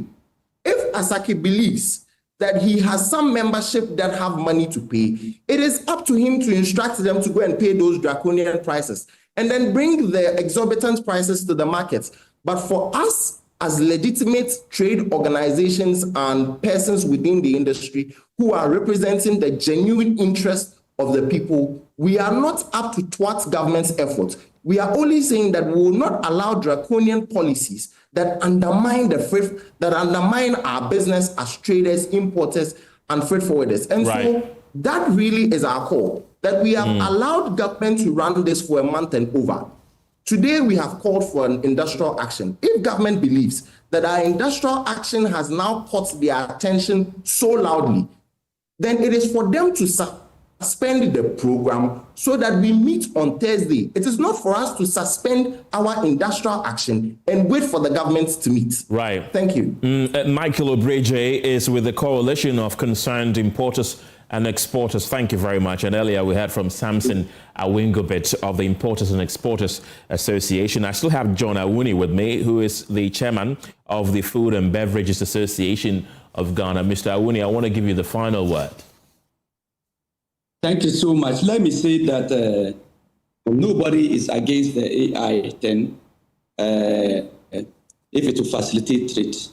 And let me also make it very clear that we speak and not speak opinions of our own. We speak for businesses. I am a businessman myself, and so I just don't come out and oppose for position's sake. These are ideas and that have been brought by business owners, and then we are presenting it to government as a feedback.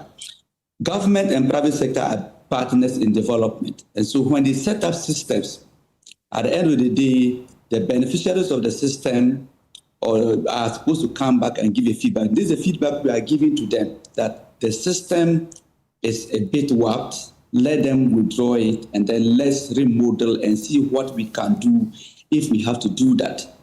There's nothing political about it. And let me also make sure that, make it clear that whatever economic parameters any government achieves, it is for the benefit of that country or of the country at large. It's not to a favor to any particular constituency in the country.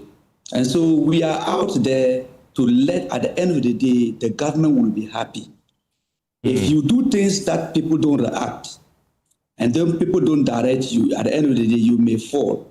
Whatever we are doing, at the end of the day, government may end up being very happy that, yes, you made us to perfect the system. You made us to do. I came out on the system and I made a lot of call that there's a lot of loopholes that are there on transit goods. There's lock up, there's you ban transit goods. And I'm the one particular person that campaigned seriously for the ban of transit goods from Aflawo. Initially, they banned Aflawo. And then it was I said, let them ban the entire borders, because that was a major loophole that the businesses were using to make money. And so we are not out there against the government for anything. We have very good friends in the government. We have supported the government in various ways, and in various ways before they even came to power. So there's no way that they can come up with policies that will be laudable to the country and then will come out just to oppose for selfish means. What largely businesses are saying now is a complete reflection of the interest of what is the reality on the ground. The reality on the ground is what we are giving out to government. And I think that it's very important. His Excellency the President, the Minister of Finance, they take notice of whatever we are saying. And at the end of the day, I just hope that on Thursday we will find a very good ground that we can move forward, because this is the country that we will have, nothing else. John Dramani, thank you very much. He is the executive chairman of the Food and Beverages Association of Ghana. We've also been hearing from Samson Awingabet, who is the executive secretary of the Importers and Exporters Association of Ghana. And Michael Obri Ejay is also with the Coalition of Concerned Importers and Exporters. You're still watching The Pulse. We'll return from the break with more. See you in a moment.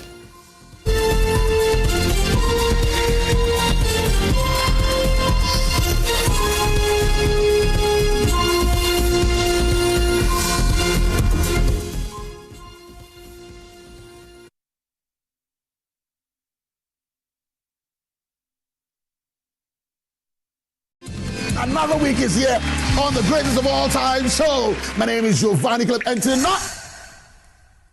tonight we're bringing you talent. Contestant number 1, let's bring Baby Girl.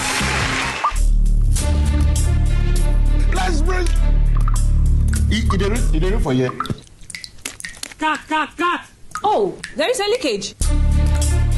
Where's the plumber? For quality and durability, insist on Syntex pipes. If you want quality, this be where you belong. Strong, tough, and reliable. Your perfect match to your trusted Syntex pipe. Syntex pipe, it dey carry water, no wahala. Syntex pipe, it dey make water dey flow. Syntex, and you're strong, and you're tough. Turn your home and office design dreams into reality. Here at Lesh Fortune, interior design is our passion. Customized interior design solutions, top of the range products such as curtains and accessories, blinds and accessories, trendy for bespoke hotel, home and office furniture, top-notch space design services. I'm the CEO of Builders Estates. When it comes to putting the final touch on all my building projects, I look no further than Lesh Fortune for all my interior decoration needs. It is very important. That's why I choose Lesh Fortune Limited, because they have experience. Yes, indeed. With our many years of experience, we would excite you. So make that call now. Call us on 0244 265588 or 0302 811163. Lesh Fortune Limited. Lesh Fortune Limited. Unleashing luxury with perfection, one space at a time. Lesh Fortune Limited.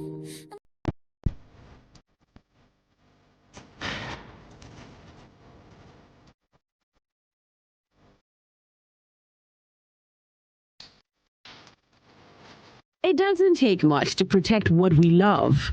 Sometimes it begins with prevention.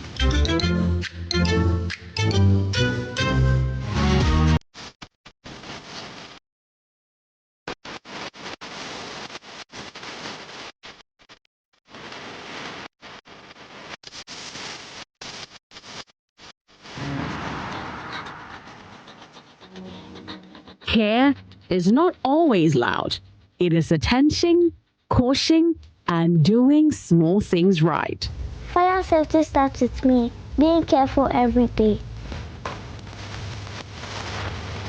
Good Conduct, Great Life is brought to you by Indomie. Tastes great. More Kivo inside, more to share. Kivo Gary Soaking Mix, Taste of Ghana.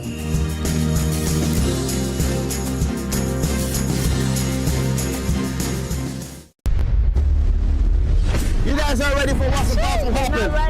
Only on Joy Prime Television. All right. Listen. Okay. Yeah. Hey, my name is MC Kofi Darlington. Out here, my sister, the guy is quick.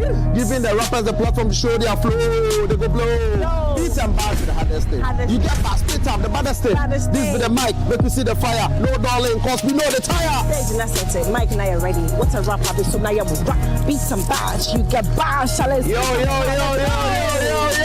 This is not just rap. This is not just lyrics. This is war on the mic. Yes, you're welcome to Beat and Bars, the ultimate community rap show, live on Joy Prime Television. Ladies and gentlemen, this is where we bring rappers from your community to show us what they've got. Two communities, two fearless MCs. I'm the guy, Queen Sister Stand the Beat. Hey, guy, I'm doing this with my brother. Yeah, you know when the queen is on, the king is on. My name is MC Kofi Darlington, the only MC with a sauce to spice it all up. And ladies and gentlemen, beats and bars, we say, you get bars, spit them. All right. Rounds, freestyle, rep your community and brag. You know what I'm saying? You heard that. You have just 3 rounds to prove yourself as a rapper. Every other Saturday live on Joy Prime Television. Make sure you sit down 8 p.m. Join us with some cool drink and enjoy the party, man. Your pong is smelling good. Ten bars. You got bars. Spin time.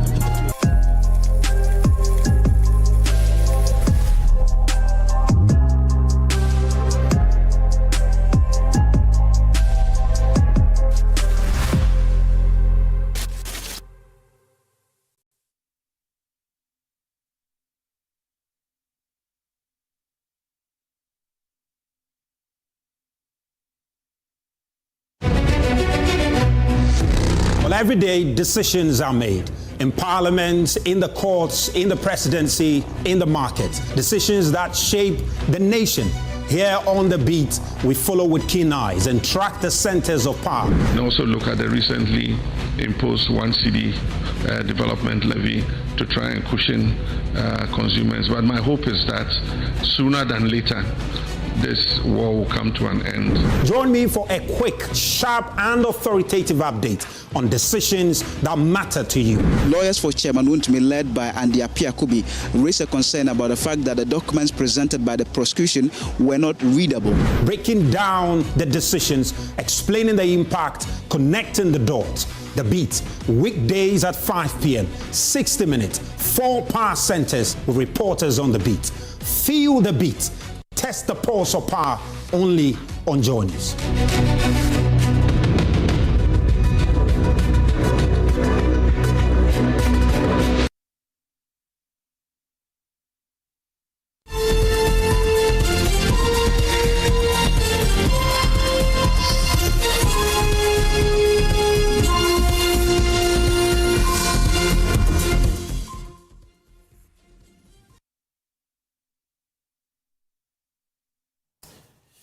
Welcome back. In a rather sad event this afternoon, the Ghana Police Service have deployed officers, including some crime scene experts, to Ahyiresu to hunt down armed robbers who shot and killed 20-year-old Berekum Chelsea player Dominic Frimpong last night. The tragedy occurred during a robbery attack on the team bus at Ahyiresu on their return from an away game at Samatex in Samraboy in the Western region. Dominic Frimpong was reportedly shot in the head, with another official robbed 4,500 Ghana cedis. We'll get to the police statement shortly, but first, joining me in the studio to give us a blow-by-blow account of what transpired last night is Joy Sports' Razak Musbao. Razak, welcome to the program. A very difficult situation as we are witnessing, but what transpired and where exactly did this incident happen? Well, of course, the Ghana Premier League, we've got just about 6 games to the end of the Ghana Premier League. This weekend, there were a number of games that happened. One of them was the game between Berekum Chelsea and FC Samatex. And FC Samatex, they are found somewhere in Samraboy, and you can see in the map here, that's Samraboy. So that's where they came to play the game. Now, Berekum Chelsea, as the name suggests, they come from Berekum, and that's where they are. That's where they are based, in Berekum here. So they traveled all the way from Berekum to Samraboy to come and play the game. And after that, they had to travel that very night. Most games of the Ghana Premier League end just around 5 p.m. And so when they were done, it's expected either they rest and continue their journey the next day, but they decided to make the journey all the way back to Berekum the same day. So based on the time, you're talking about 7-hour journey. Unfortunately, on their way back, they had made the journey. They had made the journey at least midway into the journey, all the way around Bibiani, heading towards Goso. And somewhere around this area, Ahyiresu, if you're getting the name right, that's where we hear the robbery happened, around 10 p.m.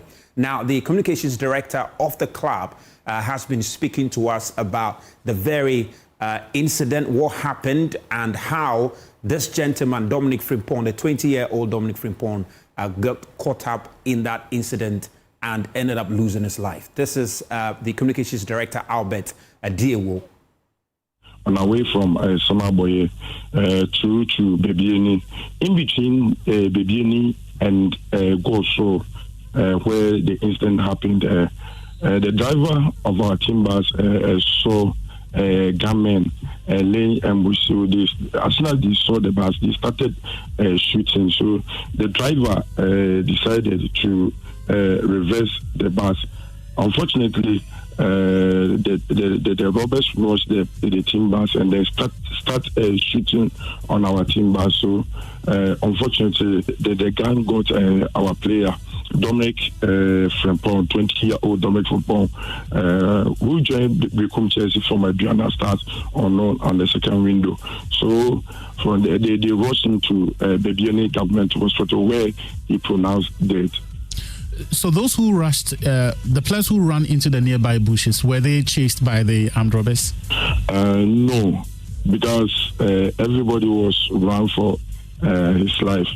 Okay, but the question that many have been asking is, why is it that after that game, the club did not take the option of spending the night in Samaraboy, but decided to travel at night? All our away matches, after the match, we don't stay there. So the next day, when we finish the game, we travel back home. So it's a normal thing that we used to do. We don't normally sleep, and then after the day, the next day we travel to Berekum or our destination. So it's a normal thing that the team do. Razak Musbao is still with me in the studio. And Razak, we've been witnessing similar incidents happen across the country in the last few years, haven't we? Yeah, we have. And just to reiterate the point he was making, they had just gotten to somewhere around Bibiani. And so between Gosu and Bibiani is where the incident happened. And based on the police statement, there's the exact place it happened. And if you just zoom in a bit, you could tell it's a very forest dense area. You understand the road is very rough, and the very particular spot that happened is a very rough road. So, and we hear that a number of robbery incidents have happened in that very section before. So, and we're just talking about some of these incidents that has happened to not just Ghana Premier League clubs, even clubs in the Division 1 and Women's Premier League clubs have been victims of this. And we're just going to show you that at least 5 incidents that have happened in recent times since 2019. And just look at it closely.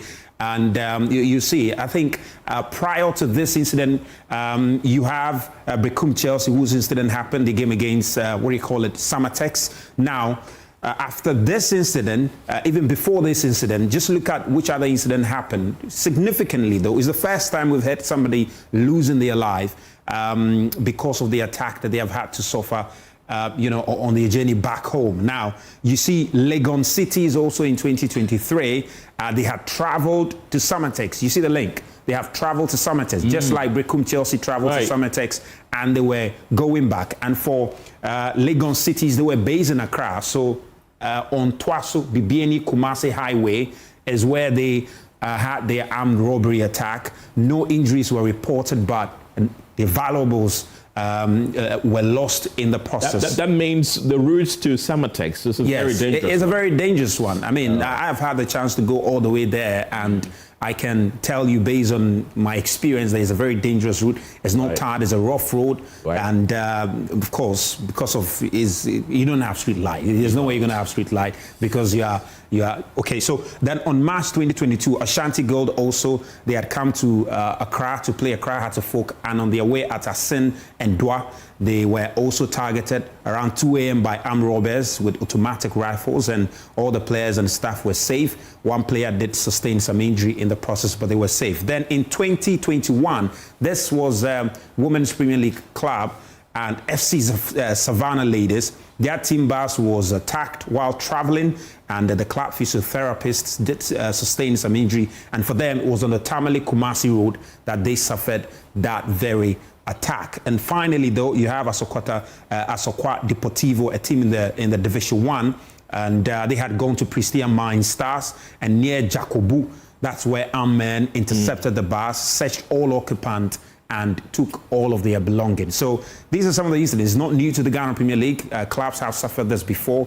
And Ken, what we also can tell you is that After the incident happened, just around the area, Bibiani area, there's a club in Bibiani called Bibiani Gold Stars. They went to help the team. So the team spent the night in Bibiani. And this morning, we understand the team has now arrived in Berekum. And of course, you can see some of the players looking very traumatized. There were still officials who were crying. And the news has also gotten to the family who have started to receive, you can see that's the family there. People are weeping following the loss of the 20-year-old. And so that's the latest. The police say they are on a manhunt to find the individuals. And of course, we'll see how that will end. The Ghana Football Association, and Ken, you have the statement, don't you? I do, and both the Ghana Football Association and the Ghana Police Service have all released a statement on this. Let's bring you that statement. We'll start first with the Ghana Football Association statement. And that's what you have on your screen. It says the GFA has received a profound shock and deep sorrow the tragic news of the passing of Dominic Frimpong of Berekum Chelsea Football Club. It goes on to say that it is extending its heartfelt condolences to the family of the deceased, his teammates, technical staff, management, and all at Berekum Chelsea during this extremely difficult time. It continues to say that it is in constant communication with the club and relevant authorities, including the Ghana Police Service, as investigations continue into the circumstances surrounding this unfortunate incident. It is urgent that all necessary measures be taken to ensure justice is served. It ends by saying that it is calling on the entire football community to unite in support of Berekum Chelsea and the bereaved family in this moment of grief. So that's the statement that has been released by the football governing body, the GFA. Let's get talking, and we've been joined on the telephone lines right now by the Ashanti Regional Public Relations Officer of the Ghana Police Service, DSP Godwin Ahyiresu. For more on this, welcome to the program. Has any arrest been made already as we speak, and what more do we know about the incident? Yes, thank you very much for your question. Let me use this opportunity to extend my greetings to your cherished viewers and listeners. I must say that so far we've not made any arrest. As of this morning, the regional police commander, DCOP, Mr. Atal, together with some senior officers in the region, visited the crime scene and engaged some of the persons who were involved in the robbery incident, specifically the driver of the VIP bar. And he indicated to police how the whole incident happened. It's rather unfortunate that we lost our colleague footballer. According to him, when they were coming, they chanced on the robber, and he tried to reverse and then unfortunately fell in the ditch. So that footballers who were then the passengers in the vehicle tried to escape from the attack. Unfortunately, this young gentleman was hit with a bullet, and then when he was hit with a bullet, he heard one of them saying wrong target. And that was the time they all fled, the armed robbers fled the scene. As we speak, we have not made any arrest. The regional commander has indicated that it's engaging the community members. And we have also planted our EID personnel, that's the Intelligence Directorate personnel on the ground to take some leads. That will help us get the perpetrators arrested. In fact, this is so far the latest on the robbery attack that happened yesterday. And officer, now we've gotten to know that that route is a very dangerous one. Now that we know how dangerous that area is, are your men and women putting more boots on the ground to protect the lives of people? Yes, I must say that, that very stretch is very dark and a forest belt, the forest area. And most of the vehicles don't ply that route. Usually those traveling from Goso and its environs normally use the Bechem Junction through Tepa to Bechem Junction, Bankranso, through to Kumasi, because of how dangerous that place is. And it's a canton area. So it is between Bibiani district and Yenahene district of the Ashanti region.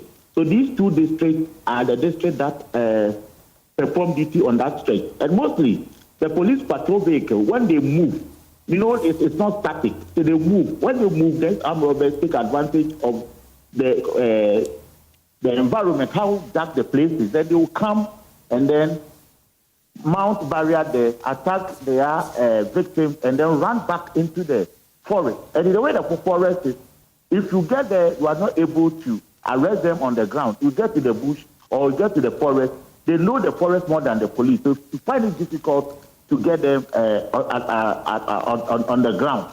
So, yes, now that this has happened, I can assure you that measures will be put in place, like the other places like Pansin, Betinko, where you see a lot of police barriers. If you ask your colleagues or anyone who flies that particular route, you tell you that you have a lot of police checkpoints from Incaria through to Twansi towards Betinko, and after Inahini towards Bibiani, we have police checkpoints. But this particular area is where we don't have checkpoints. But I'm sure with what has happened, definitely police will put measures in place to ensure that we mount barriers in that area too, so that we don't record such unfortunate incidents again. How soon are we to expect some arrests at least? The regional commander is in engagement with the district and the divisional commander with the FPU commanders. So I'm sure there will be a base that will be created very soon. That one I can assure you and your good listeners. And I was asking, how soon can we expect an arrest? I will be able to tell because it is barely 24 hours that this incident happened. And as part of engagement, if you read the statement we issued, already we put men there to ensure that their presence is felt. But creating a FPU base and all that, we need resources and logistics to do that, which I'm sure pretty soon. Because some of the areas that we have in the region, we have FPU base in these areas where their presence is deterring criminals from perpetrating their crime. So I'm sure these areas, as I said, it is between the DNA and then Hinayene, which is a very vast stretch. So we need to do that. That one I can assure. Well, how soon, I wouldn't be able to tell you as of now, but our men are already on the ground. But creating an FPU base, I'm sure will be one of the decisions that management will take. DSP Godwin Ahyiresu, thank you very much. He speaks for the police in the Ashanti region. And may the soul of Dominic Frimpong rest in peace, and may his memory be a blessing. Away from that, Ghana's downstream petroleum sector is once again under scrutiny as discussions emerge around the possible removal of the bust margin. The Institute for Energy Security is warning that such a move could significantly weaken the country's fuel supply security and stall critical infrastructure development, especially in underserved regions. Let's take you through the statement that has been released right now. And there it is. It is strongly cautioning against any move to remove the bust margin, emphasizing that such a decision will significantly undermine Ghana's fuel supply security and derail critical infrastructure expansion efforts. It continues to say that the margins remain a strategic financing mechanism that supports the development, maintenance and expansion of petroleum storage and distribution infrastructure across the country.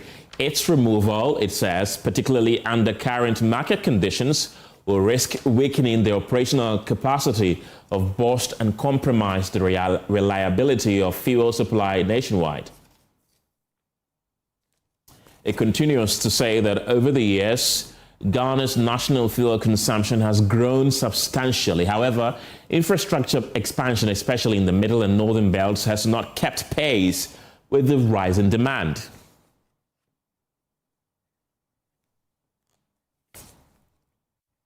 And to help us understand these concerns and really what this means for consumers and the broader energy sector, I've been joined on Zoom by Smith Buahin. He's a senior research and policy analyst at the Institute of Energy Security. Welcome to the program. Why is the IES strongly opposed to the removal of the bust margin at this particular time? Thank you, and then good afternoon to your viewers. Yes, going straight to the point.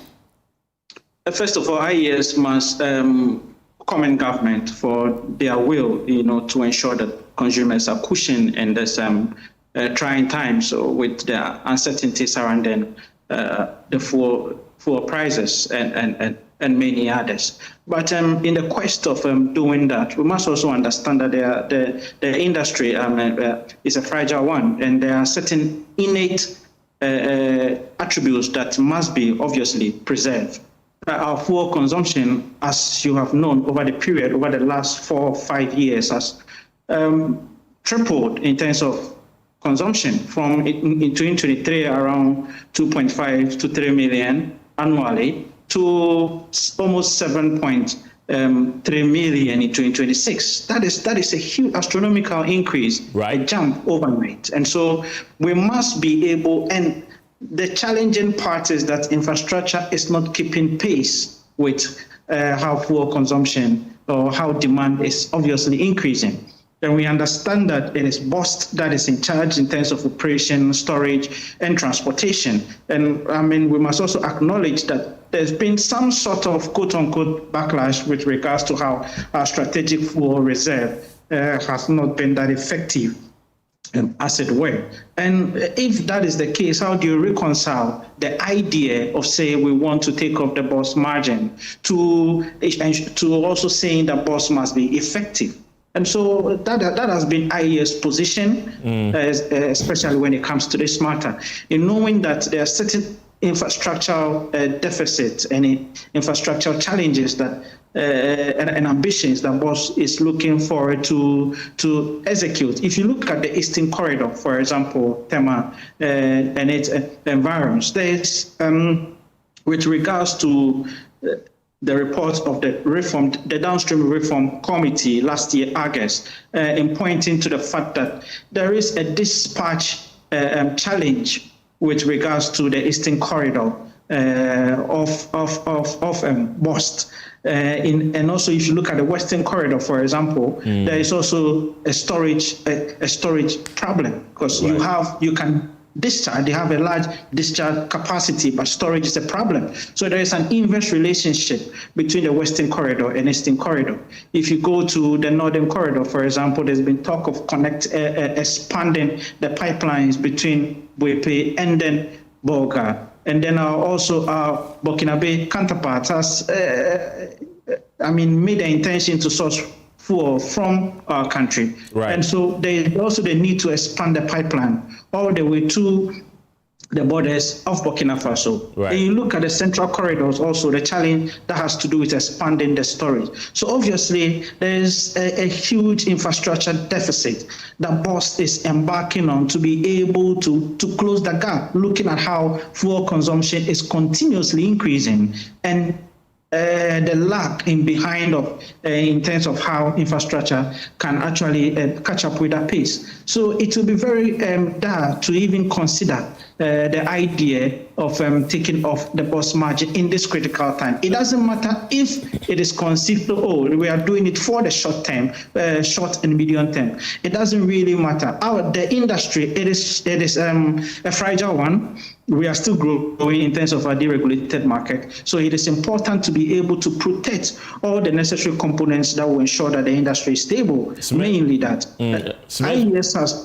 Smith, you mentioned that removing the margin could undermine fuel supply security. I want to find out what specific risks should Ghanaians be concerned about? How, as I earlier indicated, how do you reconcile these two? Earlier, when the tension started, emanated from the Middle East. Obviously, since we are using the global benchmark, we are affected by some of these prices. Obviously, the tension in the Middle East. And so and there's been issue of ensuring that we have strategic reserve to be able to cater for at least 2, 3, 4 months as some of these uncertainties unravel. And that has been the shortfall of our industry. And BOST has been a major player in ensuring that we have enough buffer to ensure that we have full security. So the direct implication is that if infrastructure is not able to keep up with pace in terms of consumption increase and demand increase, then obviously there's going to be a threat to our fuel security. IES has over the period has mentioned that yes, there are other options that we could look at. We could look at the price stabilization and recovery levy as there be precedent for that,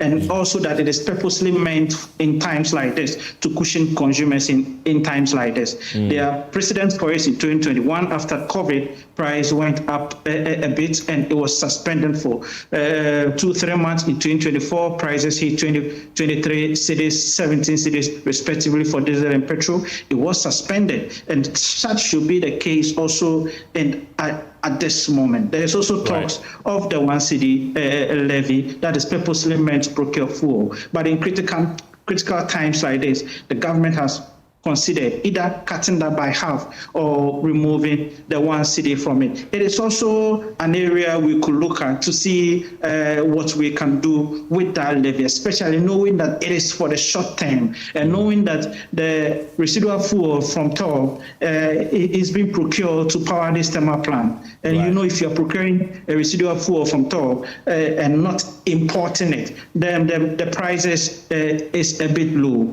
I also propose cross pricing as well, where you look at between the two products, petrol and diesel, which one can you subsidize more in this short term to be able to cushion consumers. But touching the boss margin, I strongly oppose to that, knowing that such margins are meant for critical interventions in terms of infrastructure growth or expansion in the industry. Smith Buahi, thank you very much. He's a senior research and policy analyst at the Institute of Energy Security. Safe drinking water is becoming more expensive in Ghana, but not just because of tariffs. From climate change to illegal mining, the cost of treating water is rising sharply, and that burden is quietly being passed on to consumers. In this report, Nathalia Kwanzaa uncovers how environmental damage is driving up the price of one of life's most basic needs, clean water.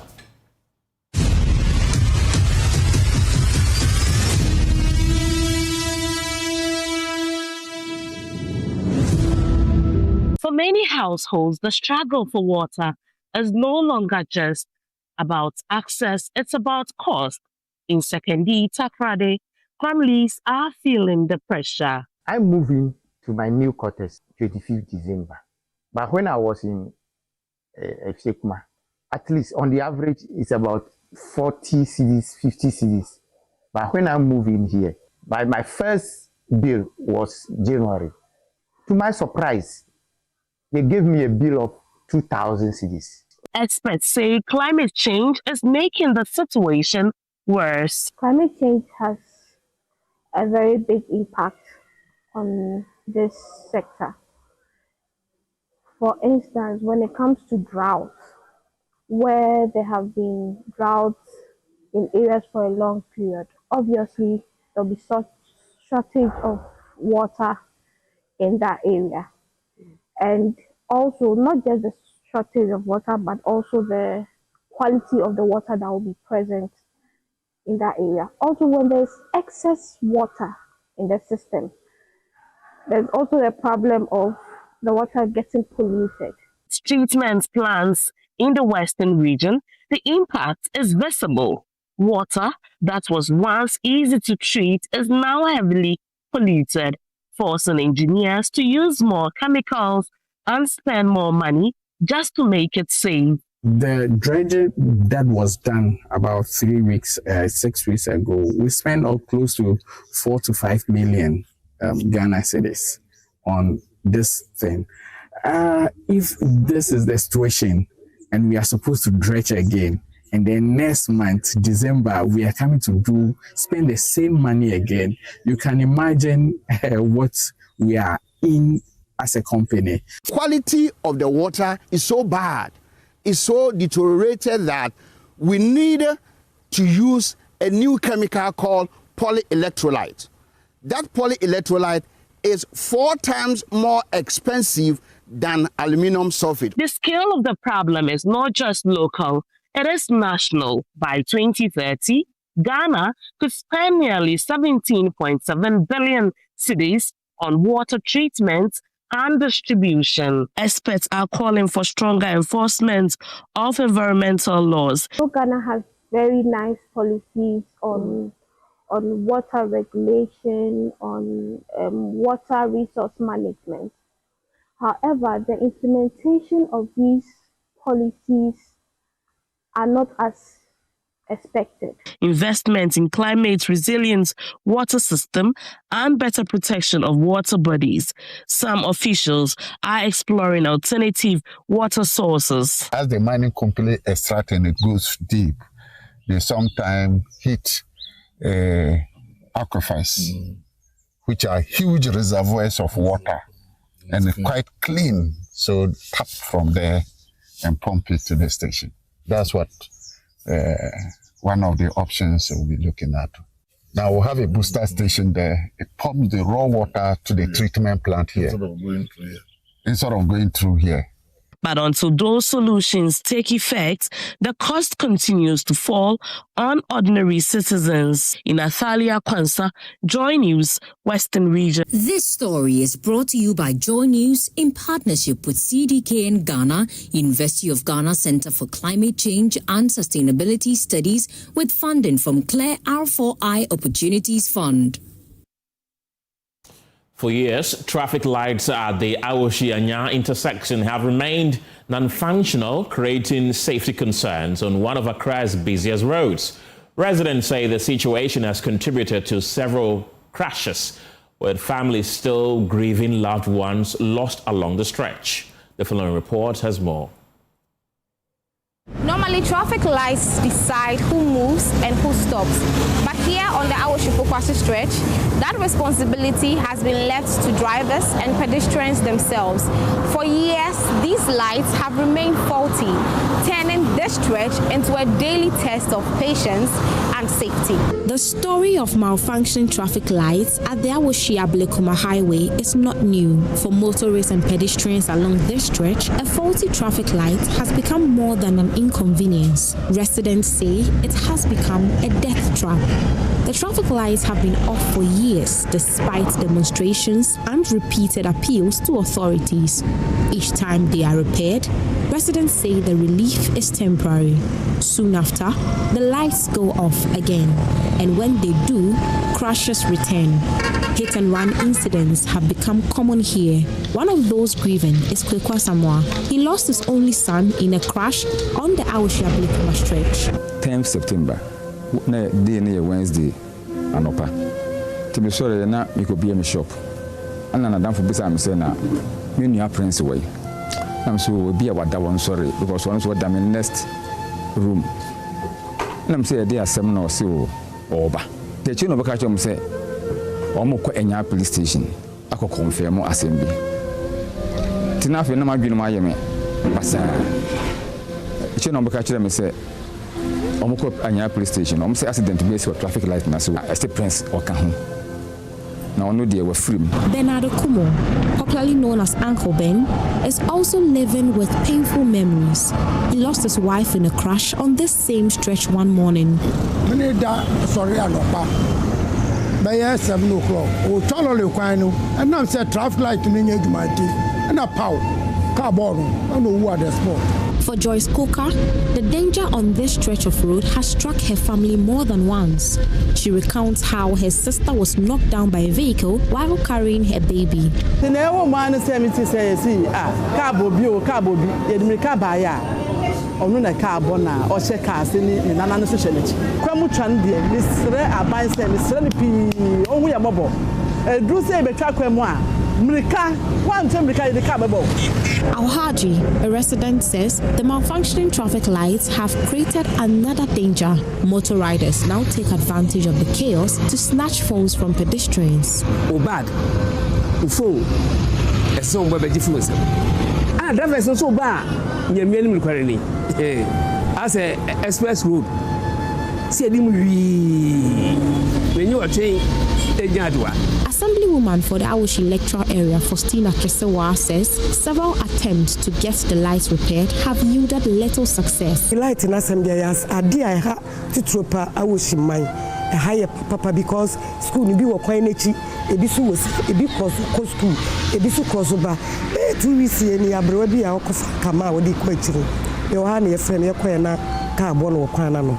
During rush hours and at night, crossing this road becomes a dangerous gamble. Pedestrians often wait for long periods to cross. But when patience runs out, many take the risk. For them, the solution seems simple. Fix the lights before another life is lost. Adobe Asari for JoyNews.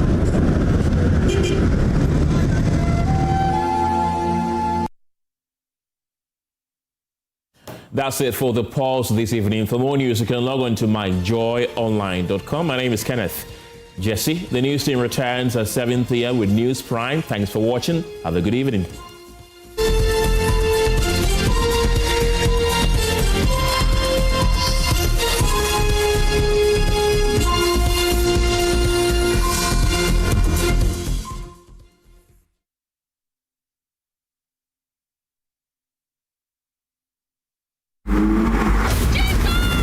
If you got involved in an accident and you needed a surgery, that place they'll put you, what do they call it? That's a theater. That's a theater. The doctors, before they start operating on you, they put you on some kind of a platform. Can we call that a stage? Before they start your surgery, are they going to put on lights? Do they wear their coats and all that? Can we call it costume? All the scalpels and knives and stuff they use, can we call them props? If it is a teaching hospital, they have other students watching the surgery. Can we call them an audience? Those same doctors, some people will go to them with depression, and because they have no drugs for them, they would recommend a theater, our kind of theater, for them to come and watch a show so they can laugh, and they call it therapeutic. So how different is my theater from their theater? I didn't become a medical doctor, but I am a doctor. Do I ever see myself getting into politics? We would be idiots if we all don't. Producers like Charlie, if I ask them about why, I want to ask you. Gen Zs are not lazy at all. They're actually very smart. We are the ones who are dumb. I've been trying to bring to Ghana for a while. I just haven't found the money. Oh, Charlie, George is crying again.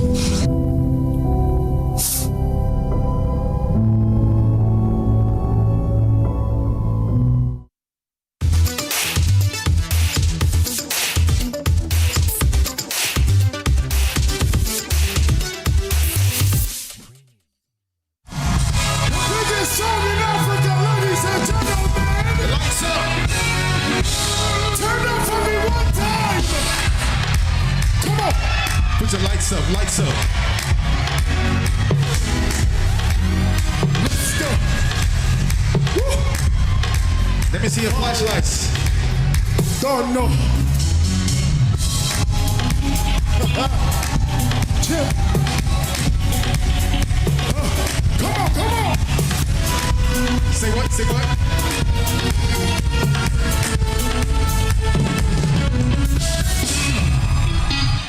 They don't do it like we do, baby. Turn up. Unbeatable. Unstoppable. Real shit. Come on. Turn up. Open up.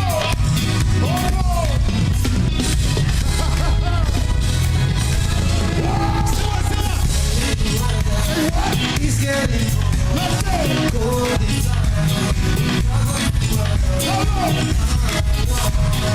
all the night. I can be that's you, my life. Hey.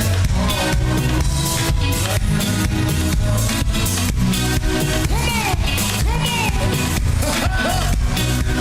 Let's go. Come on.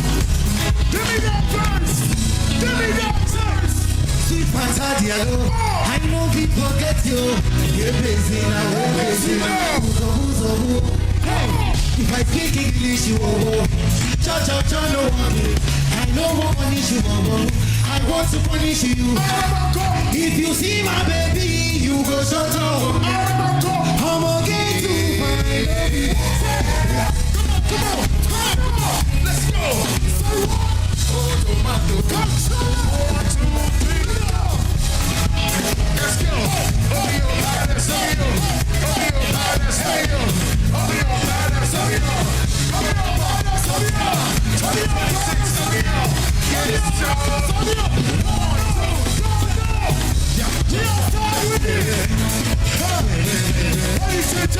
again. This is what we do. Africa's #1. Study BG. They call him. Thank you for the time. Everybody have a good night.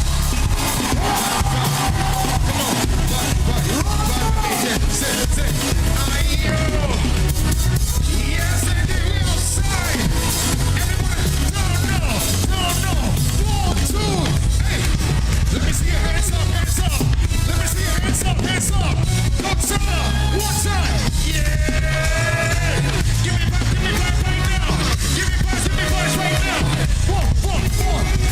We got the Kingsman. Special. We outside.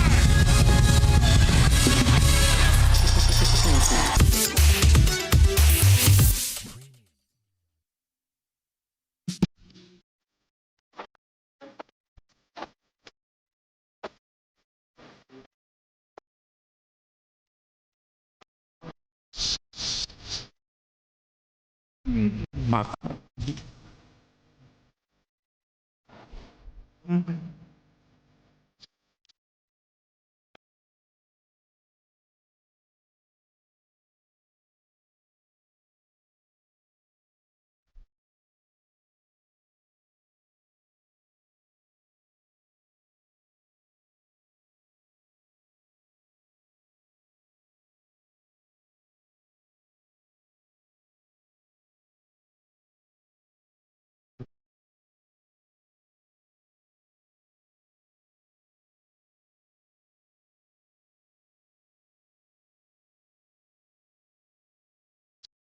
We have the one and only Okyeame Kwame, the made in Ghana man. And the first thing I really want to find out, what's the biggest news in entertainment? The biggest news in entertainment today is that Okyeame Kwame is turning 50 on Friday. So Saturday, he's throwing a concert to raise money to build a pediatric emergency unit at Menchia Hospital. And because of that, he went to see Otumfuo Osei the second in Nyamekese to go and get his permission to do it. And then that's been trending. And also, Okyeame Kwame released a new single today off his new up-and-coming album called There's an upcoming album called Gentle Rebel. And he released a single today called Clap. And so that is what is happening. So currently, Okyeame Kwame is trending #2 on Twitter as we speak right now. Let me take it step by step. Let's talk about the visit to Otumfuo. Yes. How did that go? Okay, so did you finally get the blessings? Yes, I mean, as you can see in this very picture that you are showing, Otumfuo put his hand on my forehead, on my forehead 3 times. I said forehead too. And then he blessed me. He said he blessed me and blessed. He blessed me 3 times, and then gave me the permission to go ahead to get the necessary support to build the pediatric. It was amazing. You know, his presence is just overwhelmingly calming and beautiful. So I was really, really happy to be in his presence. And then I was also happy to get his blessing to continue the project. Secondly, let's talk about the album. Why? I mean, the last time we spoke, I wasn't thinking that you're going to release an album. Now you have an upcoming album, and there's a new single on it. Yes. And the single is called Clap. Yes, so learn to clap for others, because I realized that there's a lot of envy. You know, they say that jealousy is the last class you go to before you graduate to become a witch. They say that? That's what they say. So I think that there's a lot of jealousy and envy in the world. MPP versus NDC, Ashantis versus Volta, women versus men, children versus adults. Everybody is jealous of the other. And so I wanted to put out a song that will calm their nerves and lower egos and foster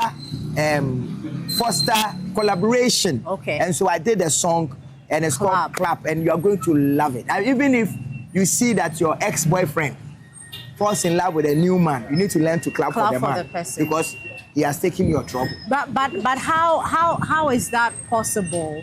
How do you plan to eradicate eventually, you know, the enviness and the jealousy that we are facing as a people, or as a nation, or, you know, as a world? It's very simple. I know that the Peace Council, they have their own strategy to mitigate conflict in this country. and a lot of people, the churches, the mosques, the traditional people, education institutions, all of them continuously put out information and tactics to calm Ghana down. That is why Ghana is a very, very, very calm country.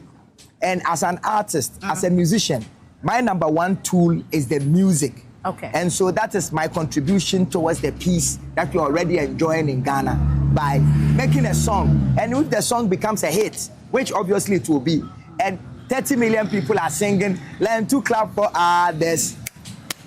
You know, what do you think will happen? Yes, eventually people will love to clap for people, and before you realize, we have lowered the level of jealousy and envy in this country. I'm looking forward to it. But over 5 decades of... Oh, no. 5 decades, that is a much and that is not me. 50 years. 3 years. Okay, I thought 5 decades in the industry. Over 5 decades of living life, full life. Yes, that's correct. And over 2 decades of being in the industry. Yes, please. Of giving us the likes of Simple and all of those tunes with the brothers and all of that.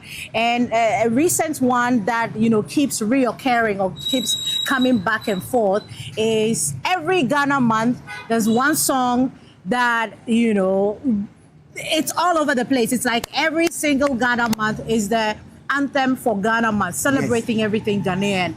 I'm made in Ghana.